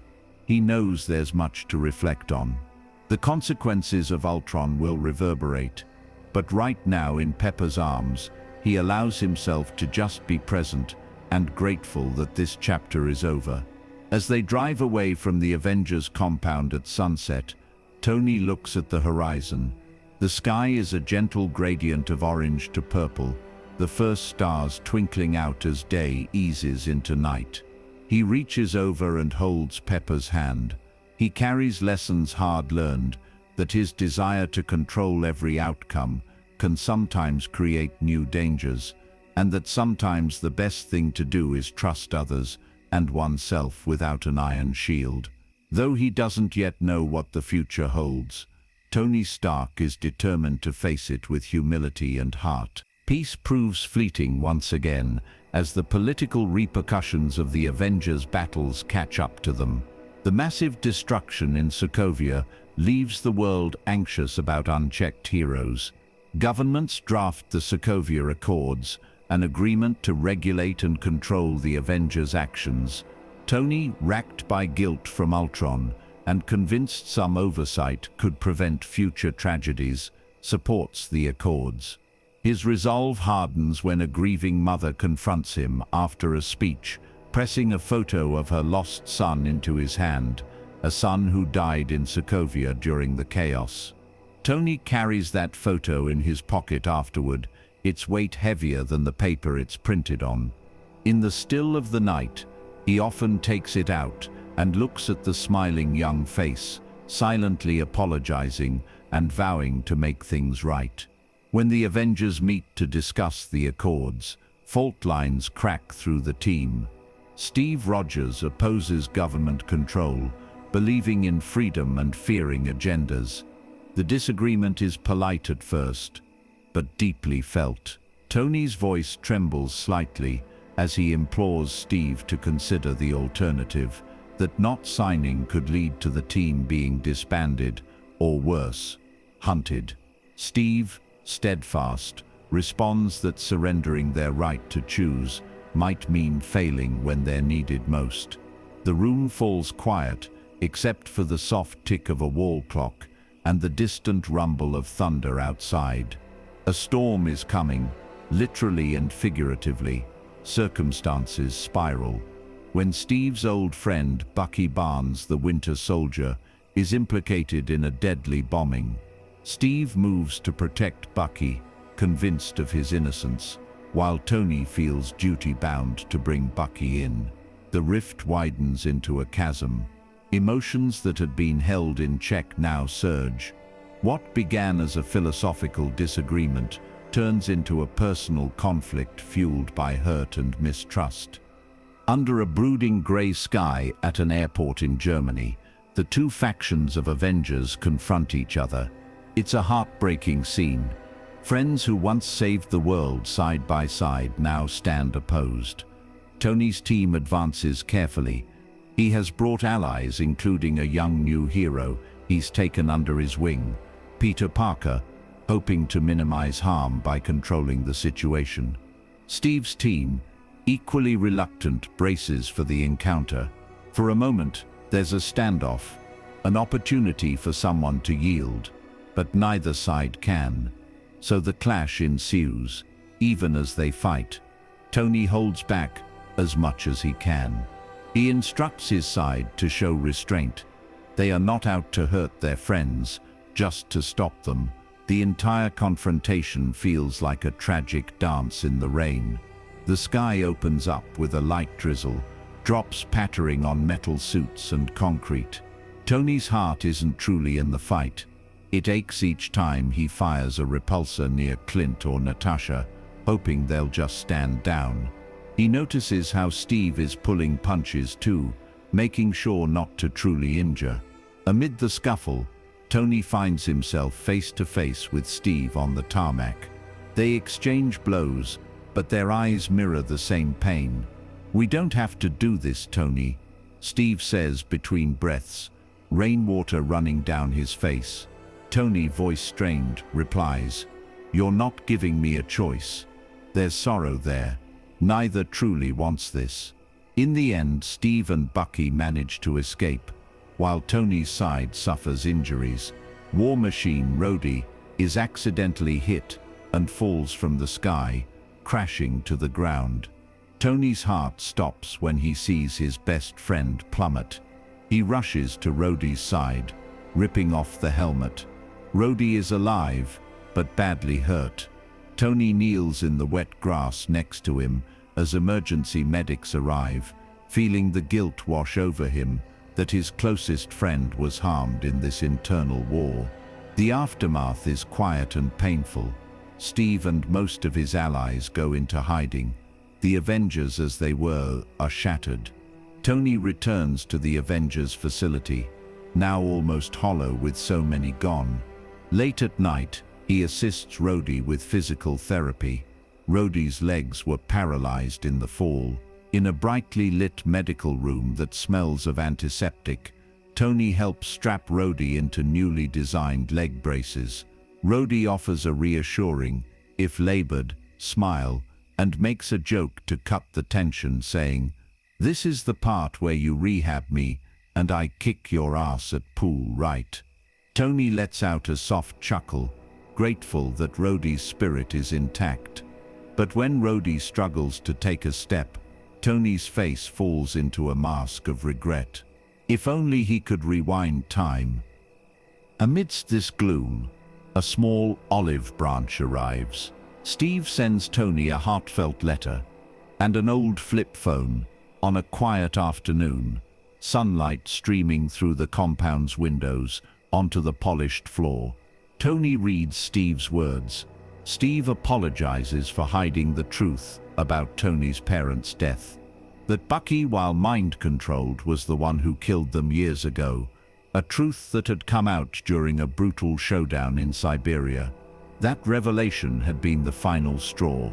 In a remote bunker of ice and steel, Tony had watched grainy footage of his mother and father's murder and felt something inside him break. Enraged and sorrowful, he had fought Steve and Bucky with raw ferocity, the pain of a lifetime of unresolved loss fueling every strike. The fight ended with Steve disabling Tony's armor and leaving behind his shield after Tony bitterly said, "It belonged to Howard Stark, Steve's fallen friend," a parting that cut them both deeply. In Steve's letter, he acknowledges Tony's hurt and expresses that he hopes one day they'll find a way back to each other. The phone is a direct line. Should Tony ever need him, Steve will be there. Tony holds the letter in one hand and the phone in the other, standing alone in the vast living room of the facility.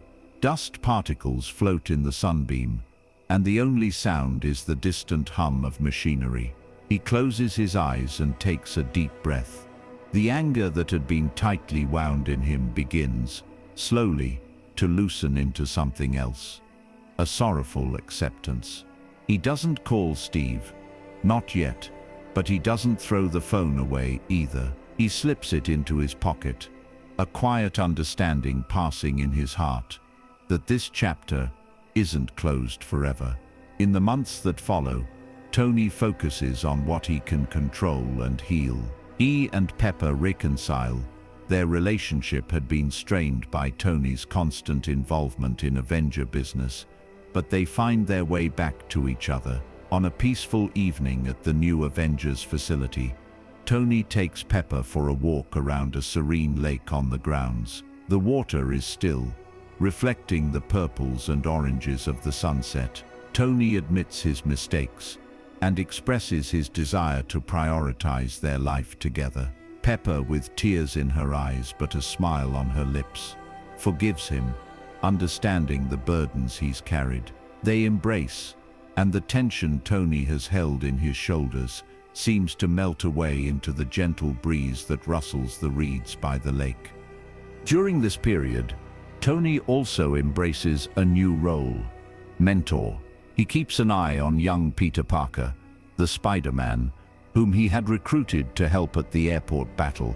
Tony had seen the potential in the bright-eyed Queen's teenager with amazing abilities and wanted to guide him, perhaps as a way to atone for the Avengers he lost. Now, with the team fractured, Tony channels some of his energy into ensuring Peter grows into a responsible hero.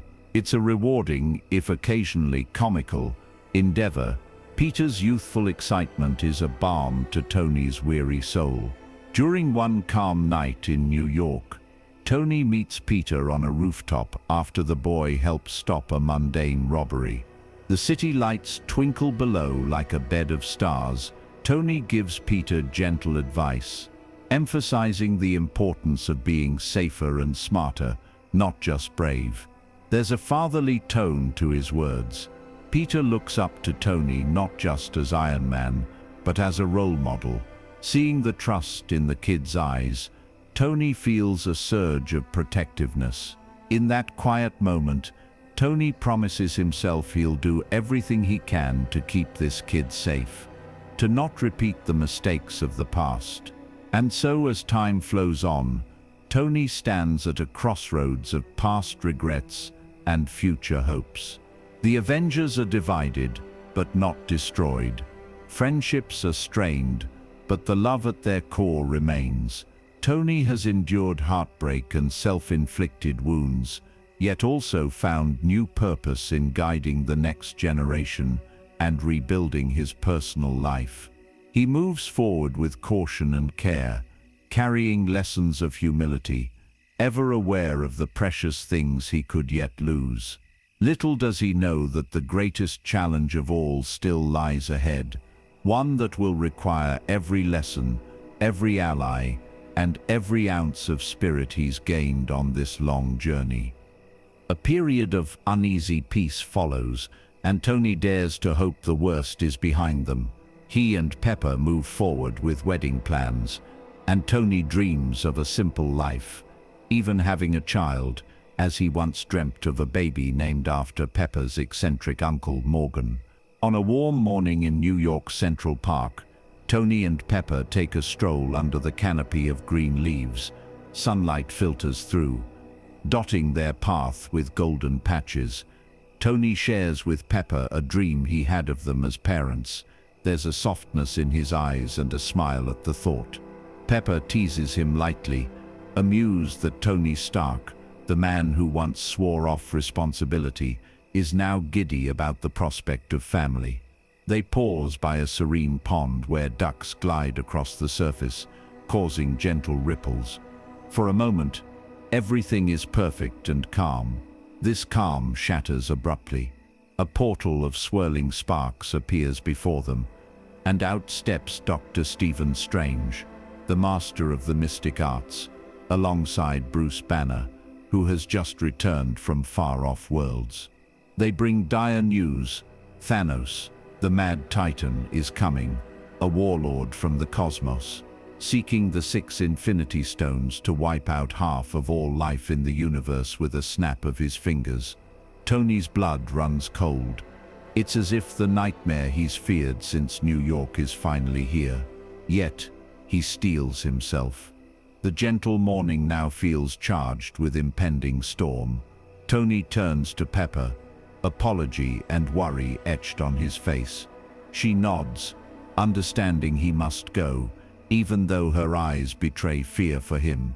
Tony promises he'll come back and quickly departs with Strange and Banner, heading toward the sanctum where plans must be made. Their strategy meeting is cut short by the arrival of Thanos' alien heralds in Manhattan. The sky darkens as a massive circular ship, a Q-ship, descends. The city erupts into panic down below. But Tony remains calm in the face of chaos.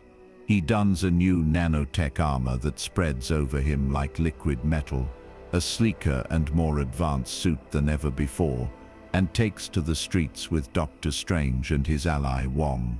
Amidst honking cars and people fleeing, Tony stands as a bulwark, orchestrating defense. He even quips Riley to calm his own nerves, the familiarity of humor giving him steadiness. One of Thanos' lieutenants, Ebony Maw, a creature with telekinetic powers, attacks and captures Strange to extract the Time Stone. Tony pursues him, refusing to lose another friend. In the fray, young Peter Parker swings in, having sensed trouble on his school trip. Tony's heart lifts seeing the kid, brave as ever, concerned for Peter's safety. Tony nonetheless accepts his help to rescue Strange. They end up aboard the Q-ship as it leaves Earth's atmosphere. Inside the cavernous, dimly lit ship, Tony finds Peter clinging to the hull, suffocating in the thin air. In a split-second decision, with paternal instinct, Tony deploys a specialized suit to encase Peter, saving him. Though relieved that Peter can now breathe, Tony gently scolds him. This is a far bigger fight than he ever wanted the teenager involved in. But Peter's earnest eagerness to do good is undeniable. Seeing no way to send him safely home, Tony knights him in a sense. He welcomes him officially as an Avenger. Peter's eyes widen in pride and determination. Despite the grim situation, Tony can't help but smile softly inside his helmet as the kid straightens up with newfound confidence. The ship takes them to Titan, Thanos' desolated homeworld. Titan's sky is a tapestry of deep oranges and purples, with shattered moon pieces hanging in the sky. A once advanced world, now eerily quiet and ruinous. Tony, Strange, Peter and their unexpected new allies, the Guardians of the Galaxy, who also arrive seeking to stop Thanos, devise a desperate plan to ambush the Titan. There's a strange tranquility in the moments before battle as they wait on the ruined planet. Tony gazes up at Titan's sky, its unfamiliar constellations and debris-ringed horizon. He thinks of Earth, of Pepper, and the life he yearns to return to, and he focuses on that thought like a beacon of hope. Thanos arrives in a vortex of light. He is imposing, his presence radiating power and inevitability. The battle on Titan unfolds like a deadly ballet under an alien sky. Each Avenger and Guardian plays a part. Strange weaves shimmering spells of golden light. Peter quips and maneuvers with nimble webs. The other Guardians attack with guns and blades. Tony uses every trick his suit can muster, forming shields, firing high-intensity blasts, even conjuring a massive sword of energy at one point, all to subdue the Titan. In a heart-pounding moment, they manage to restrain Thanos. Spider-Man and the others pull at his gauntlet, nearly wresting it free. Tony's heart quickens with hope. They're so close. But the plan falls apart at the last second, due to Thanos' overwhelming might and a tragic misstep driven by grief among the Guardians. Thanos breaks free with a thunderous roar. The Titan conjures a maelstrom of destruction. He hurls a moon's fragments down upon the planet. The ground beneath Tony's feet buckles and cracks. Amid swirling dust and chaotic wreckage, Tony charges Thanos, determination burning in his chest. They engage one-on-one, and Tony fights like never before, channeling every fear and love he has into stopping this threat. He and Thanos trade blows, nanotech forming and reforming on Tony's suit as pieces are torn off, while Thanos uses the Infinity Stones to counter each attack. The two appear as silhouettes against flashes of cosmic power, a lone man versus a Titan. At one point, Thanos backhands Tony, sending him tumbling across the jagged terrain. Tony's ears ring and his body aches, but he forces himself up. His suit is nearly out of power, regenerating slower. With a gesture, Thanos transforms the ground beneath Tony into quicksand-like ribbons of stone that coil around him. Tony counters with a blast from his gauntlet, shattering them. He rockets forward and, with a fierce yell, drives his fist, reshaped into a blade, into Thanos's massive form. It's a direct hit, drawing the Titan's blood, something few have ever done. Tony stands there, chest heaving, as Thanos regards him with a mix of respect and pity. "You have my respect, Stark." Thanos rumbles, his voice almost gentle, despite the chaos. "I hope they remember you." In the next instant, Thanos strikes back savagely. He breaks off a piece of Tony's own nanotech blade and stabs Tony in the abdomen. Pain blossoms white-hot in Tony's body. He gasps, dropping to his knees as his suit frantically tries to seal the wound. The world around Tony blurs. He can feel life ebbing in those fleeting moments. Tony's mind flashes to Pepper, to their morning in the park, to the future that might never be. Yet fate has a different path. Doctor Strange, having seen a single path to victory in his own mystical foresight, surrenders the Time Stone to Thanos in exchange for Tony's life. Thanos accepts the trade. He pulls the broken blade from Tony, and with a final, almost remorseful glance at the wounded hero, Thanos departs through a portal to claim the last stone on Earth.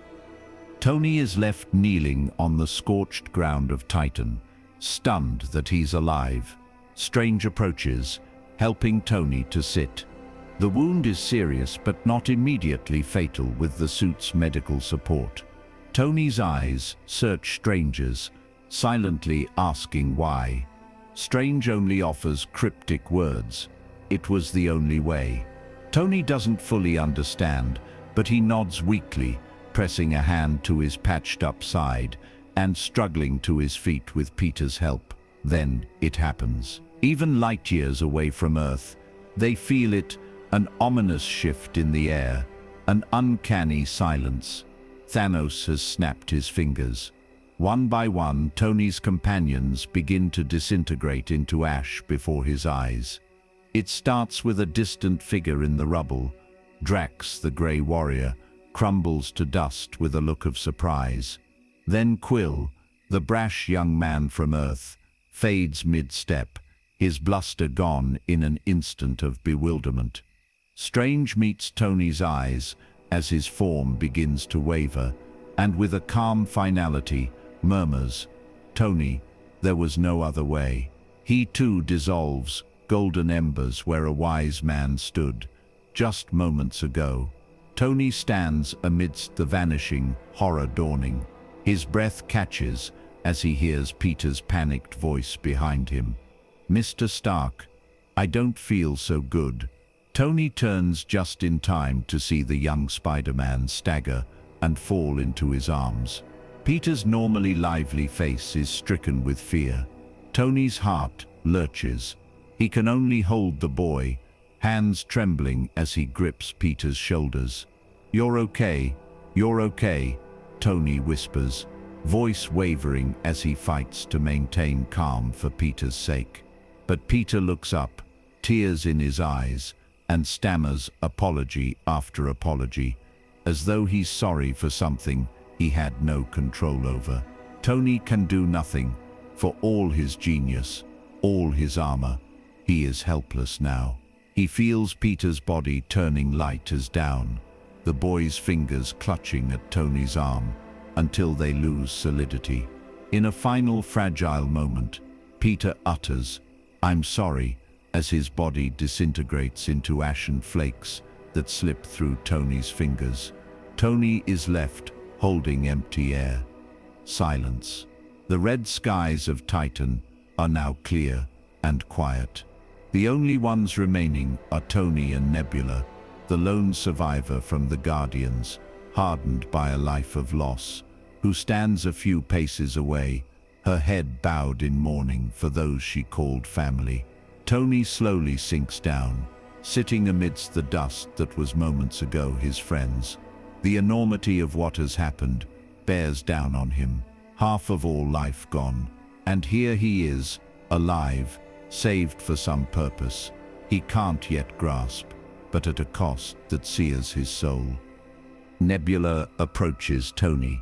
Though she has often been cold and fierce, she offers a silent solidarity in this bleak moment. She gently places a hand on Tony's shoulder. He looks up, eyes hollow, and nods gratefully at her presence. Without words, they understand they must leave Titan. Staying on this graveyard of a planet serves no one. They find the Guardian's ship, the Benatar, hidden nearby. With what little strength remains, Tony helps Nebula get the ship's systems running. He is operating on autopilot now, doing what needs to be done, because focusing on tasks is the only thing keeping him from collapsing in despair. Soon the Benatar lifts off Titan. Tony sets a course for Earth. Though he knows fuel and supplies are scant, days blur together as they drift through space. The ship's interior is quiet, save for the soft hum of machinery. Nebula and Tony share the sparse food and water, both lost in their own thoughts for long stretches. Tony finds himself replaying every moment of the battle in his mind, wondering what he could have done differently. Guilt presses on him heavily. He promised Pepper he'd come back, and now he might not. He brought Peter into this and couldn't save him. He tried to stop the worst and still failed. One night, if night exists in the starry expanse, Tony records a message for Pepper using his helmet, not knowing if it will ever reach her. He sits on the floor of the Benatar, back against a metal wall, helmet in his hands like a storyteller's microphone. The cabin is dim, lit only by the soft blue glow of the ship's control console. Nebula, respecting his privacy, sits apart silently, tinkering with a piece of machinery. Tony speaks in a low, tender voice, pouring out his heart to Pepper, as if she were right there listening. He tells her there's a chance he might drift away and join the stars. He attempts to joke lightly, mentioning how it's always her. She's the one he's thought of in these last moments. His voice cracks slightly as he says, part of the journey is the end. He expresses that he's hopeful for a miracle, but prepared for whatever comes. And above all, he wants her to know that he is at peace with the choice he made, because it was to protect the world and the people he loves. As he ends the recording, Tony's eyes glisten with tears that he quickly wipes away. After recording the farewell, Tony feels a strange calm. He has done all he can. On the 22nd day, the ship's fuel is gone and life support failing. Tony grows weaker due to lack of nutrition and oxygen. In the cold, still cockpit, Tony drifts into a half-sleep, his gaunt face illuminated by the faint light of distant stars out the window. His breathing is shallow. He imagines he hears the faint plucking of harp strings, or maybe it's just the static of a dying ship system. Either way, it lulls him. In his mind's eye, Tony sees a warm vision. He and Pepper in a cozy cabin by a lake. A little girl with Pepper's eyes on his lap as he reads a story. It's so peaceful that a small smile forms on his cracked lips. If this is to be his end, it is filled with love and hope. Then, a new light appears, not imagined, but real. A brilliant, warm glow filters through Tony's closed eyelids. At first he thinks it's a dream, or perhaps the light one walks into at the very end. But the light intensifies and is followed by Nebula's voice, softly alerting him. Tony forces his heavy eyes open. Through the cockpit glass he sees a figure bathed in radiant golden light, almost angelic against the blackness of space. It's Carol Danvers, Captain Marvel, come to their rescue in a streak of cosmic light. Tony, barely conscious, feels strong arms scoop him up.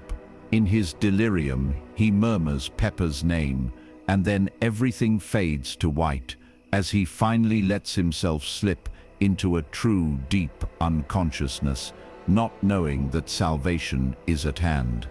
Tony survives, but the world he returns to is wounded beyond imagination. Carol Danvers carries the Benatar back to Earth, and Tony is rushed into the arms of those he still has left. At the Avengers compound, Tony, gaunt and weak, steps off the ship, and Pepper is there waiting. She runs to him, tears streaming, and Tony summons the last bit of strength to embrace her tightly. They hold each other for a long moment under the overcast sky. No words are needed. Their hearts speak in the silence. Steve Rogers stands a few steps away, relieved to see Tony alive, but burdened by the loss they all feel. Tony, still reeling from starvation and trauma, can hardly stand. As they gather in a conference room to discuss their next move, Tony vents his pain and frustration at Steve, the hurt from their past conflict, and the agony of their present failure spilling out. It's an emotional outburst from a man pushed beyond every limit. Steve listens quietly, guilt in his own eyes. Tony, exhausted and frail, collapses mid-argument. Bruce and others gently carry him to rest. Time passes. The shock of loss settles into the world. 5 years later, the Earth is a quieter, emptier place. Tony has built a new life in the aftermath. He and Pepper moved to a secluded lakeside cabin, seeking peace far from the echoes of heroism and tragedy. In this tranquil refuge, Tony becomes a father. His daughter, Morgan Stark, is the light of his life. The mornings at the cabin are idyllic, golden sunlight filtering through pine trees, the lake mist rising like a veil, birds chirping softly. Tony often wakes early to the gentle thumps of little feet climbing onto his bed. Morgan's bright face appears, and Tony's heart melts every time. They spend their days in simple joy, Tony showing Morgan how to make wind-up toys in his workshop. Nothing that could hurt her, just little butterfly bots that flutter around her in the living room, taking walks with Pepper under the rustling trees, and picking wild strawberries by the shore. In these moments, Tony feels a healing he never thought possible. The ghosts of war are still there. He sometimes stares out over the calm water and remembers Peter, his eyes clouding with sorrow. But then Morgan's laugh peals out like a tiny bell and brings him back to here and now, where life still has warmth and meaning. One cool spring evening, Tony tucks Morgan into bed. The cabin is cozy and dimly lit by a single lamp. Morgan insists on wearing her dad's old Iron Man helmet, a much too big helmet Tony had let her play with as a fun bedtime hat. Tony chuckles and removes it from her head, smoothing her soft brown hair. She giggles, asking him to tell her a story. So Tony gently spins a tale, a toned-down fairy tale version of Iron Man's adventures, full of brave knights in armor, and good witches and happy endings. Morgan's eyelids droop as Tony's baritone voice softly narrates. Pepper watches from the doorway with a smile, one hand over her heart. After Morgan drifts to sleep, Tony whispers, "I love you 3000, a phrase Morgan came up with to express just how much she loves her parents, more than anything. Tony turns off the lamp and steps outside, finding Pepper sitting on the porch swing looking at the stars. He joins her, wrapping an arm around her shoulders. For a while they sway in silence under the night sky, which is vast and clear out here, sprinkled with countless stars. Tony takes a deep breath of the crisp air. He has found a slice of peace in this broken world, and he's determined to protect it. That resolve is tested when one day, old friends come knocking with a spark of impossible hope. Steve, Natasha, and Scott Lang, the Ant-Man who had been presumed lost, arrive at Tony's cabin with a wild idea: time travel. They believe there's a way to retrieve the Infinity Stones from the past and undo Thanos' snap. Tony's heart skips at the thought. To bring Peter back, to bring everyone back, but immediately fear grips him. Changing the past could jeopardize the life he has now. He pictures Morgan's sweet face and Pepper's loving eyes and cannot bear the thought of any risk to them. Standing on his porch, hands shoved in his pockets, Tony gently but firmly declines. He tells Steve and the others that he won't be part of another mission that could cost him everything again. Steve understands. He leaves with a polite nod, disappointment heavy in the air. That night, Tony cannot sleep. The idea gnaws at him.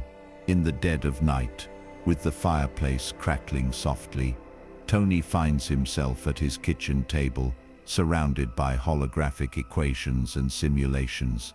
His engineering mind won't let it go unsolved.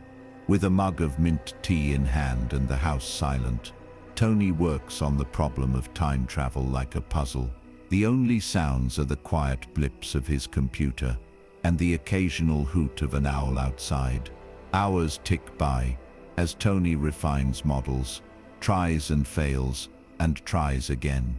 Finally, as the clock nears midnight, he runs a simulation on an inverted Mobius strip calibration. To his astonishment, it works. A soft, chime-like beep indicates success. Tony's eyes widen.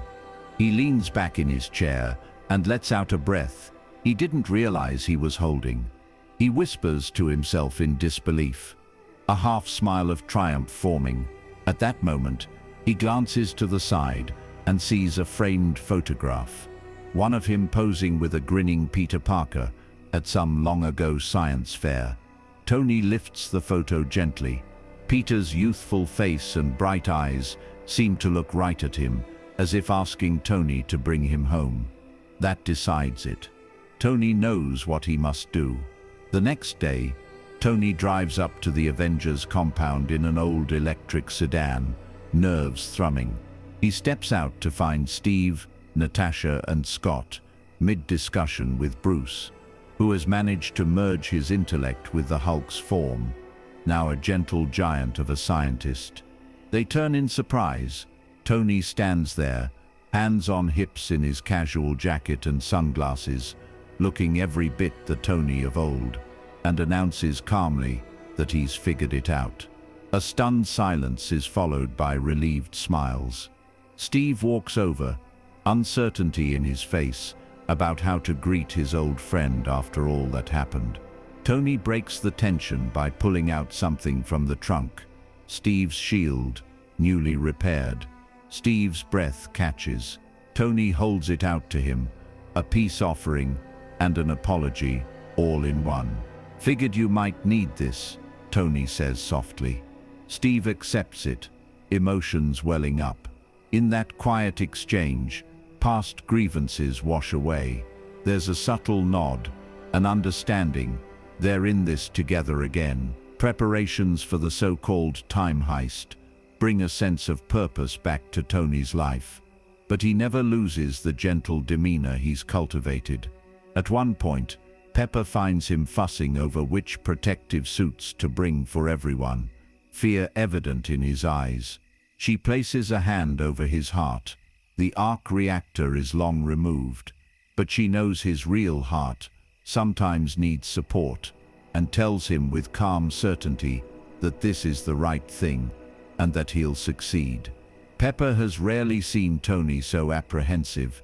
He has so much to win and so much to lose, but she reminds him of who he is. Tony Stark, the man who never stopped improving the world. Tony kisses her forehead and thanks her, drawing strength from her unwavering faith in him.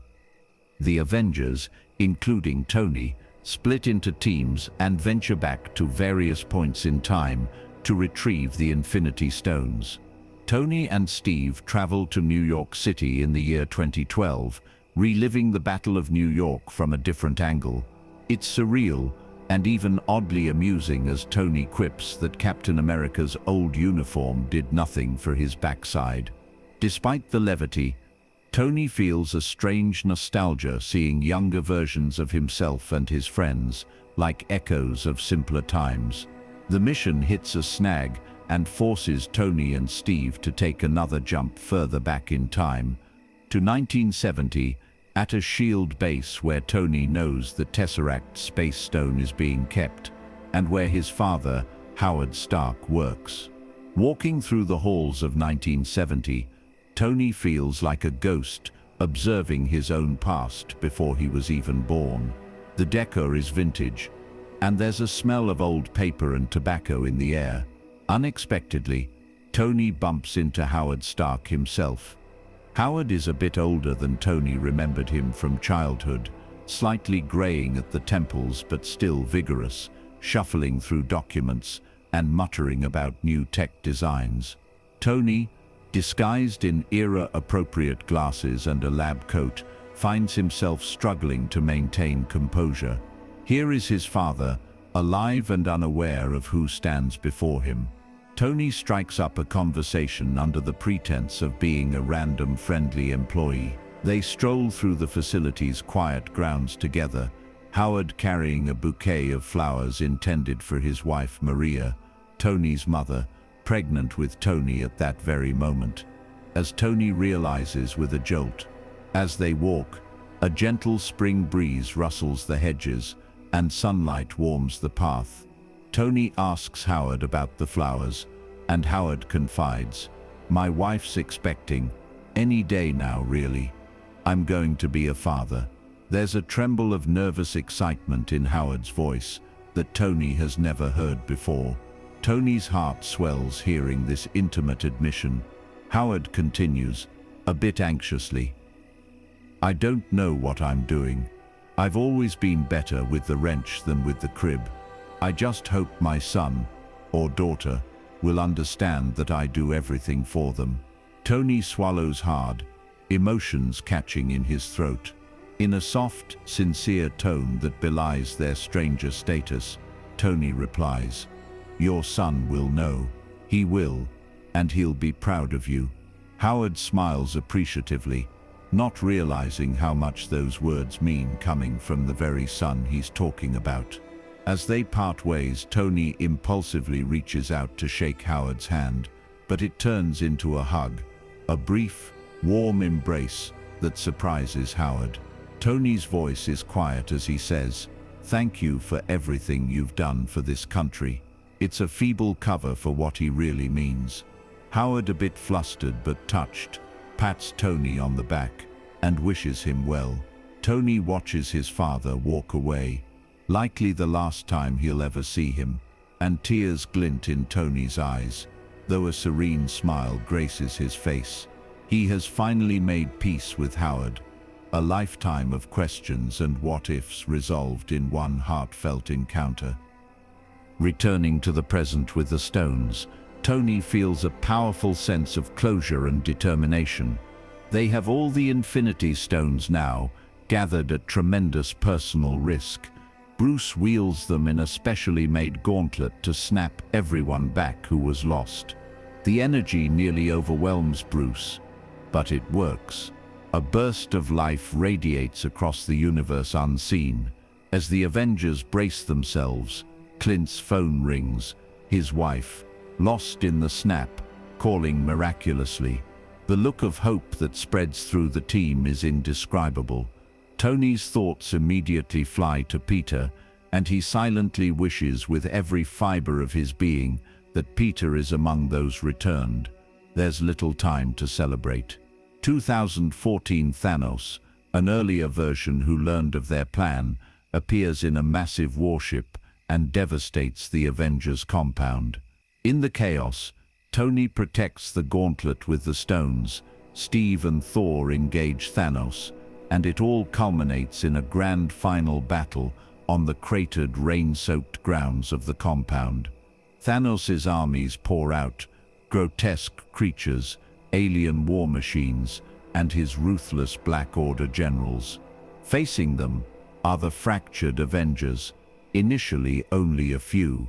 But then, in one of the most uplifting moments of Tony's life, magical portals shimmer into existence all across the battlefield. Through them come the allies Tony and the Avengers thought they had lost. Doctor Strange materializes, Kate billowing. Black Panther leads the Wakandan forces with Okoye and Shuri. The sorcerers of Kamartaj join, and among the first to swing through a portal is Spider-Man. Peter lands, and immediately his eyes search for the one person he needs to see, Tony. Amidst the roar of rekindled battle, Tony and Peter find each other. Tony is wearing his armor, helmet off. Peter, fresh from being restored, babbles about what happened, mentioning that 1 second he must have passed out, and then Doctor Strange said it had been 5 years.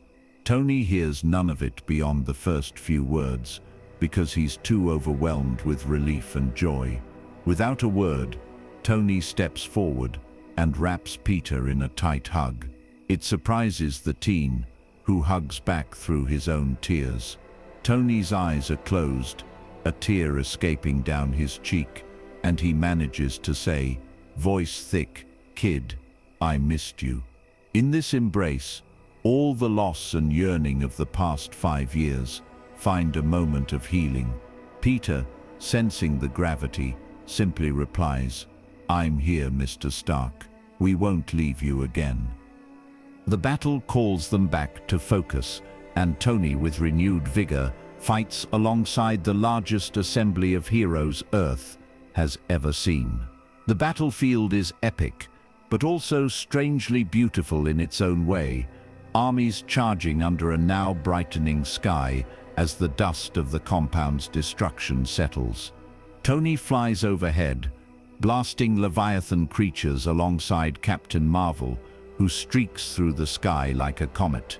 He exchanges a nod with Doctor Strange as they tag-team, blasting away a horde of alien outriders swarming over Giant Man's feet. Amid the intensity, Tony's mind remains clear and composed, his heart buoyed by the knowledge that those he loves are alive and fighting with him. Thanos, however, is relentless and strong. The fight converges around the Iron Gauntlet holding the stones, which must be kept away from Thanos. There are moments Tony thinks they've won, only for Thanos to counterattack fiercely. Eventually, Thanos gains the upper hand, knocking away Captain Marvel and reclaiming the gauntlet. He seems about to succeed where he had in Tony's nightmares, to erase all hope. Tony's eyes dart to Doctor Strange, who is holding back a torrent of water from flooding the field. Strange meets Tony's gaze and raises one finger, silently signaling that this is the one chance, the one outcome in which they win. Tony understands instantly what it means. There is only one way to truly end this. Steeling himself, Tony jets toward Thanos just as the Titan places the gauntlet on his hand. They grapple, Tony's nanotech flowing to try to pull the gauntlet off, or at least touch the stones. Thanos is too strong. He backhands Tony away. Tony stumbles but catches himself. Thanos, confident, snaps his fingers, yet this time, the result is a metallic clink. He looks at the gauntlet in confusion. The stones are gone. Thanos turns his massive form to see Tony, and his eyes widen. The battle calls them back to focus, and Tony, with renewed vigor, fights alongside the largest assembly of heroes Earth has ever seen. The battlefield is epic, but also strangely beautiful in its own way, armies charging under a now brightening sky as the dust of the compound's destruction settles. Tony flies overhead, blasting Leviathan creatures alongside Captain Marvel, who streaks through the sky like a comet. He exchanges a nod with Doctor Strange as they tag team, blasting away a horde of alien outriders swarming over Giant Man's feet. Amid the intensity, Tony's mind remains clear and composed, his heart buoyed by the knowledge that those he loves are alive and fighting with him. Thanos, however, is relentless and strong. The fight converges around the iron gauntlet holding the stones, which must be kept away from Thanos. There are moments Tony thinks they've won, only for Thanos to counterattack fiercely. Eventually Thanos gains the upper hand, knocking away Captain Marvel and reclaiming the gauntlet. He seems about to succeed where he had in Tony's nightmares, to erase all hope. Tony's eyes dart to Doctor Strange, who is holding back a torrent of water from flooding the field. Strange meets Tony's gaze and raises one finger, silently signaling that this is the one chance, the one outcome in which they win. Tony understands instantly what it means. There is only one way to truly end this. Steeling himself, Tony jets toward Thanos just as the Titan places the gauntlet on his hand. They grapple, Tony's nanotech flowing to try to pull the gauntlet off, or at least touch the stones. Thanos is too strong. He backhands Tony away. Tony stumbles but catches himself. Thanos, confident, snaps his fingers, yet this time the result is a metallic clink. He looks at the gauntlet in confusion. The stones are gone. Thanos turns his massive form to see Tony, and his eyes widen. Tony stands a few paces away, arm outstretched. Nanites from his suit form a new gauntlet over his right hand, and within it, the Infinity Stones seat themselves, shining with cosmic energy. They burn against his armor. Tony feels their power like hot coals in his veins. His whole body surges with unimaginable energy. It's agonizing, yet Tony's face remains calm, resolute. He looks Thanos in the eye.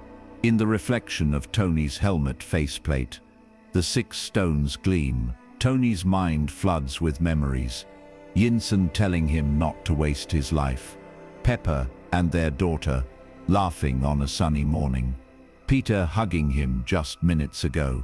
Steve's unwavering faith and all the lives that hang in the balance now. He knows what he must do, and he's not afraid. With a voice both steady and filled with profound meaning, Tony Stark simply says, "And I, an Iron Man." He snaps his fingers. A blinding white crack booms across the battlefield. For Tony, time seems to slow. The stones release a torrent of energy that courses through him, a paradox of unbearable pain and serene clarity. As the power flows outwards, Tony feels a strange peace enveloping him. He's completing his journey, one that began in a cave so many years ago and led him to this very moment. Thanos and his armies begin to disintegrate into ash, undone by Tony's snap. The mad Titan, realizing he is defeated, sits down heavily and fades away, his face resigned to his fate. All across the field, the once vicious invaders dissolve like dust carried off by the breeze, their weapons clattering to the ground. The war ends in an instant of silent awe, as the dust of the enemy drifts into the air, glinting in the light, like a million fireflies ascending to the heavens. Tony, however, has paid the ultimate price. The power from the stones irreparably damages him. He collapses to his knees, the nano gauntlet charred and fused to his arm, the stones falling silent, having spent their energy. His armor is heavily burned on one side, and one eye is nearly closed, a streak of blood on his face. Rhodey is the first to reach him, touching his friend's shoulder gently, eyes full of grief. Peter swings down next, immediately sobbing. "Mr. Stark, we won. You did it, Mr. Stark." He can't continue, voice breaking. Tony, barely conscious, musters the faintest smile upon hearing Peter's voice and the words, "We won." Finally, Pepper arrives and kneels in front of Tony. Her face is calm, though tears brim in her eyes. She knows Tony's condition is beyond hope. The arc reactor on his chest flickers weakly, matching the faltering beat of his heart. Tony's gaze finds Pepper's. In that moment for Tony, everything else fades away. It's just Pepper, the love of his life, right there with him in his final moment. Pepper's voice is soft, steady. She greets as if waking him gently from sleep. Tony can only manage a small sound of acknowledgement. He's slipping away fast. Peter tries to stifle his cries, and Pepper, holding Tony's hand, looks to Peter and Rhodey and gives a tiny nod. They understand and step back a little, giving Tony and Pepper a semblance of privacy. Pepper smiles through her tears, caressing Tony's cheek with her hand. Her voice is soothing, the tone she might use to comfort Morgan after a bad dream. "Tony, look at me," she whispers.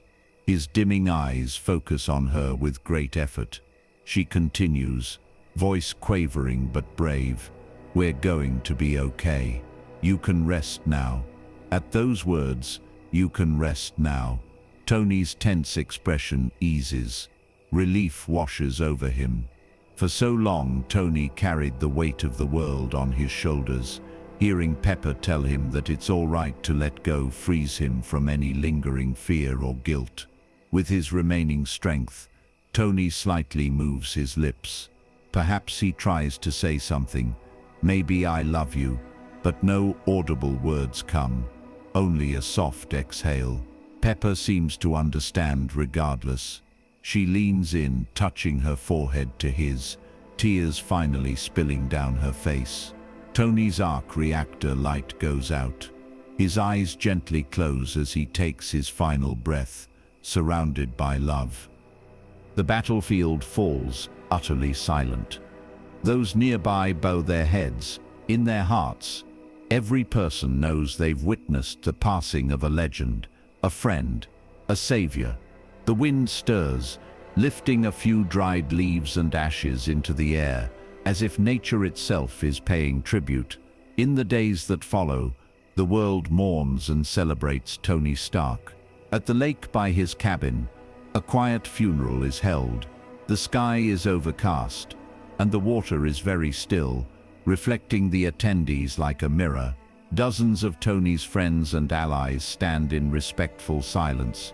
Pepper, holding little Morgan who clutches a stuffed toy, Rhodey, Steve, Peter, Strange, Thor, Bruce, Clint with his family restored, and so many more, all the lives Tony touched and saved, gathered to honor him. On the dock of the lake, a humble wreath floats, gently bobbing on the water's surface.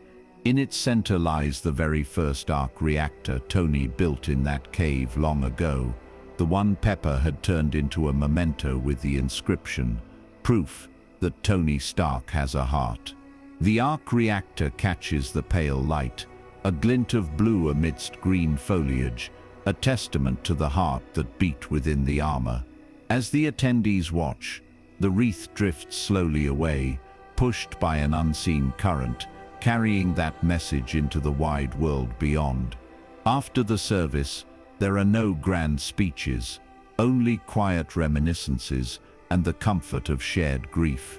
Morgan, too young to fully grasp everything, knows that her daddy is gone, but that he loved her very much. She tugs on Happy Hogan's jacket, Tony's loyal friend, and declares softly that she wants cheeseburgers, Tony's favorite comfort food, and a small way this child finds solace. Happy, fighting back tears, musters a warm smile and promises her all the cheeseburgers she wants. It's a simple moment, but it brings a tender chuckle to those nearby, easing the heaviness, if only for a second. In the evenings that follow, Pepper finds a final gift from Tony, a hologram recording he made in case the time travel mission went poorly. In their living room by the soft glow of a lamp, Pepper activates it for a few close friends and little Morgan to see. Tony's holographic form appears, looking as vibrant and witty as ever, projected like a gentle ghost from the past. He speaks with a mix of heartfelt sincerity and light humor. He talks about how he figured out time travel, jokes about not knowing if this message will ever be needed, and then his tone softens. He looks directly at Morgan and says, "I love you 3000, causing the child to smile and reach out for the daddy she can see but not touch. Even as a hologram, Tony's love is palpable. Finally, Tony addresses everyone. Part of the journey is the end, he says, repeating the wisdom he'd come to embrace. He expresses that endings can be sad, but they give meaning to the journey, and he is at peace, knowing that they'll all be all right. The recording ends with Tony standing, walking out of view with a confident wave, as if saying, "Goodbye for now." As night falls on the day of his remembrance, the world Tony saved begins to heal. The stars come out in force, shining over the quiet lake where the last of the mourners have departed. In the stark cabin, Pepper tucks Morgan into bed, assuring her that Daddy is watching over them among those stars.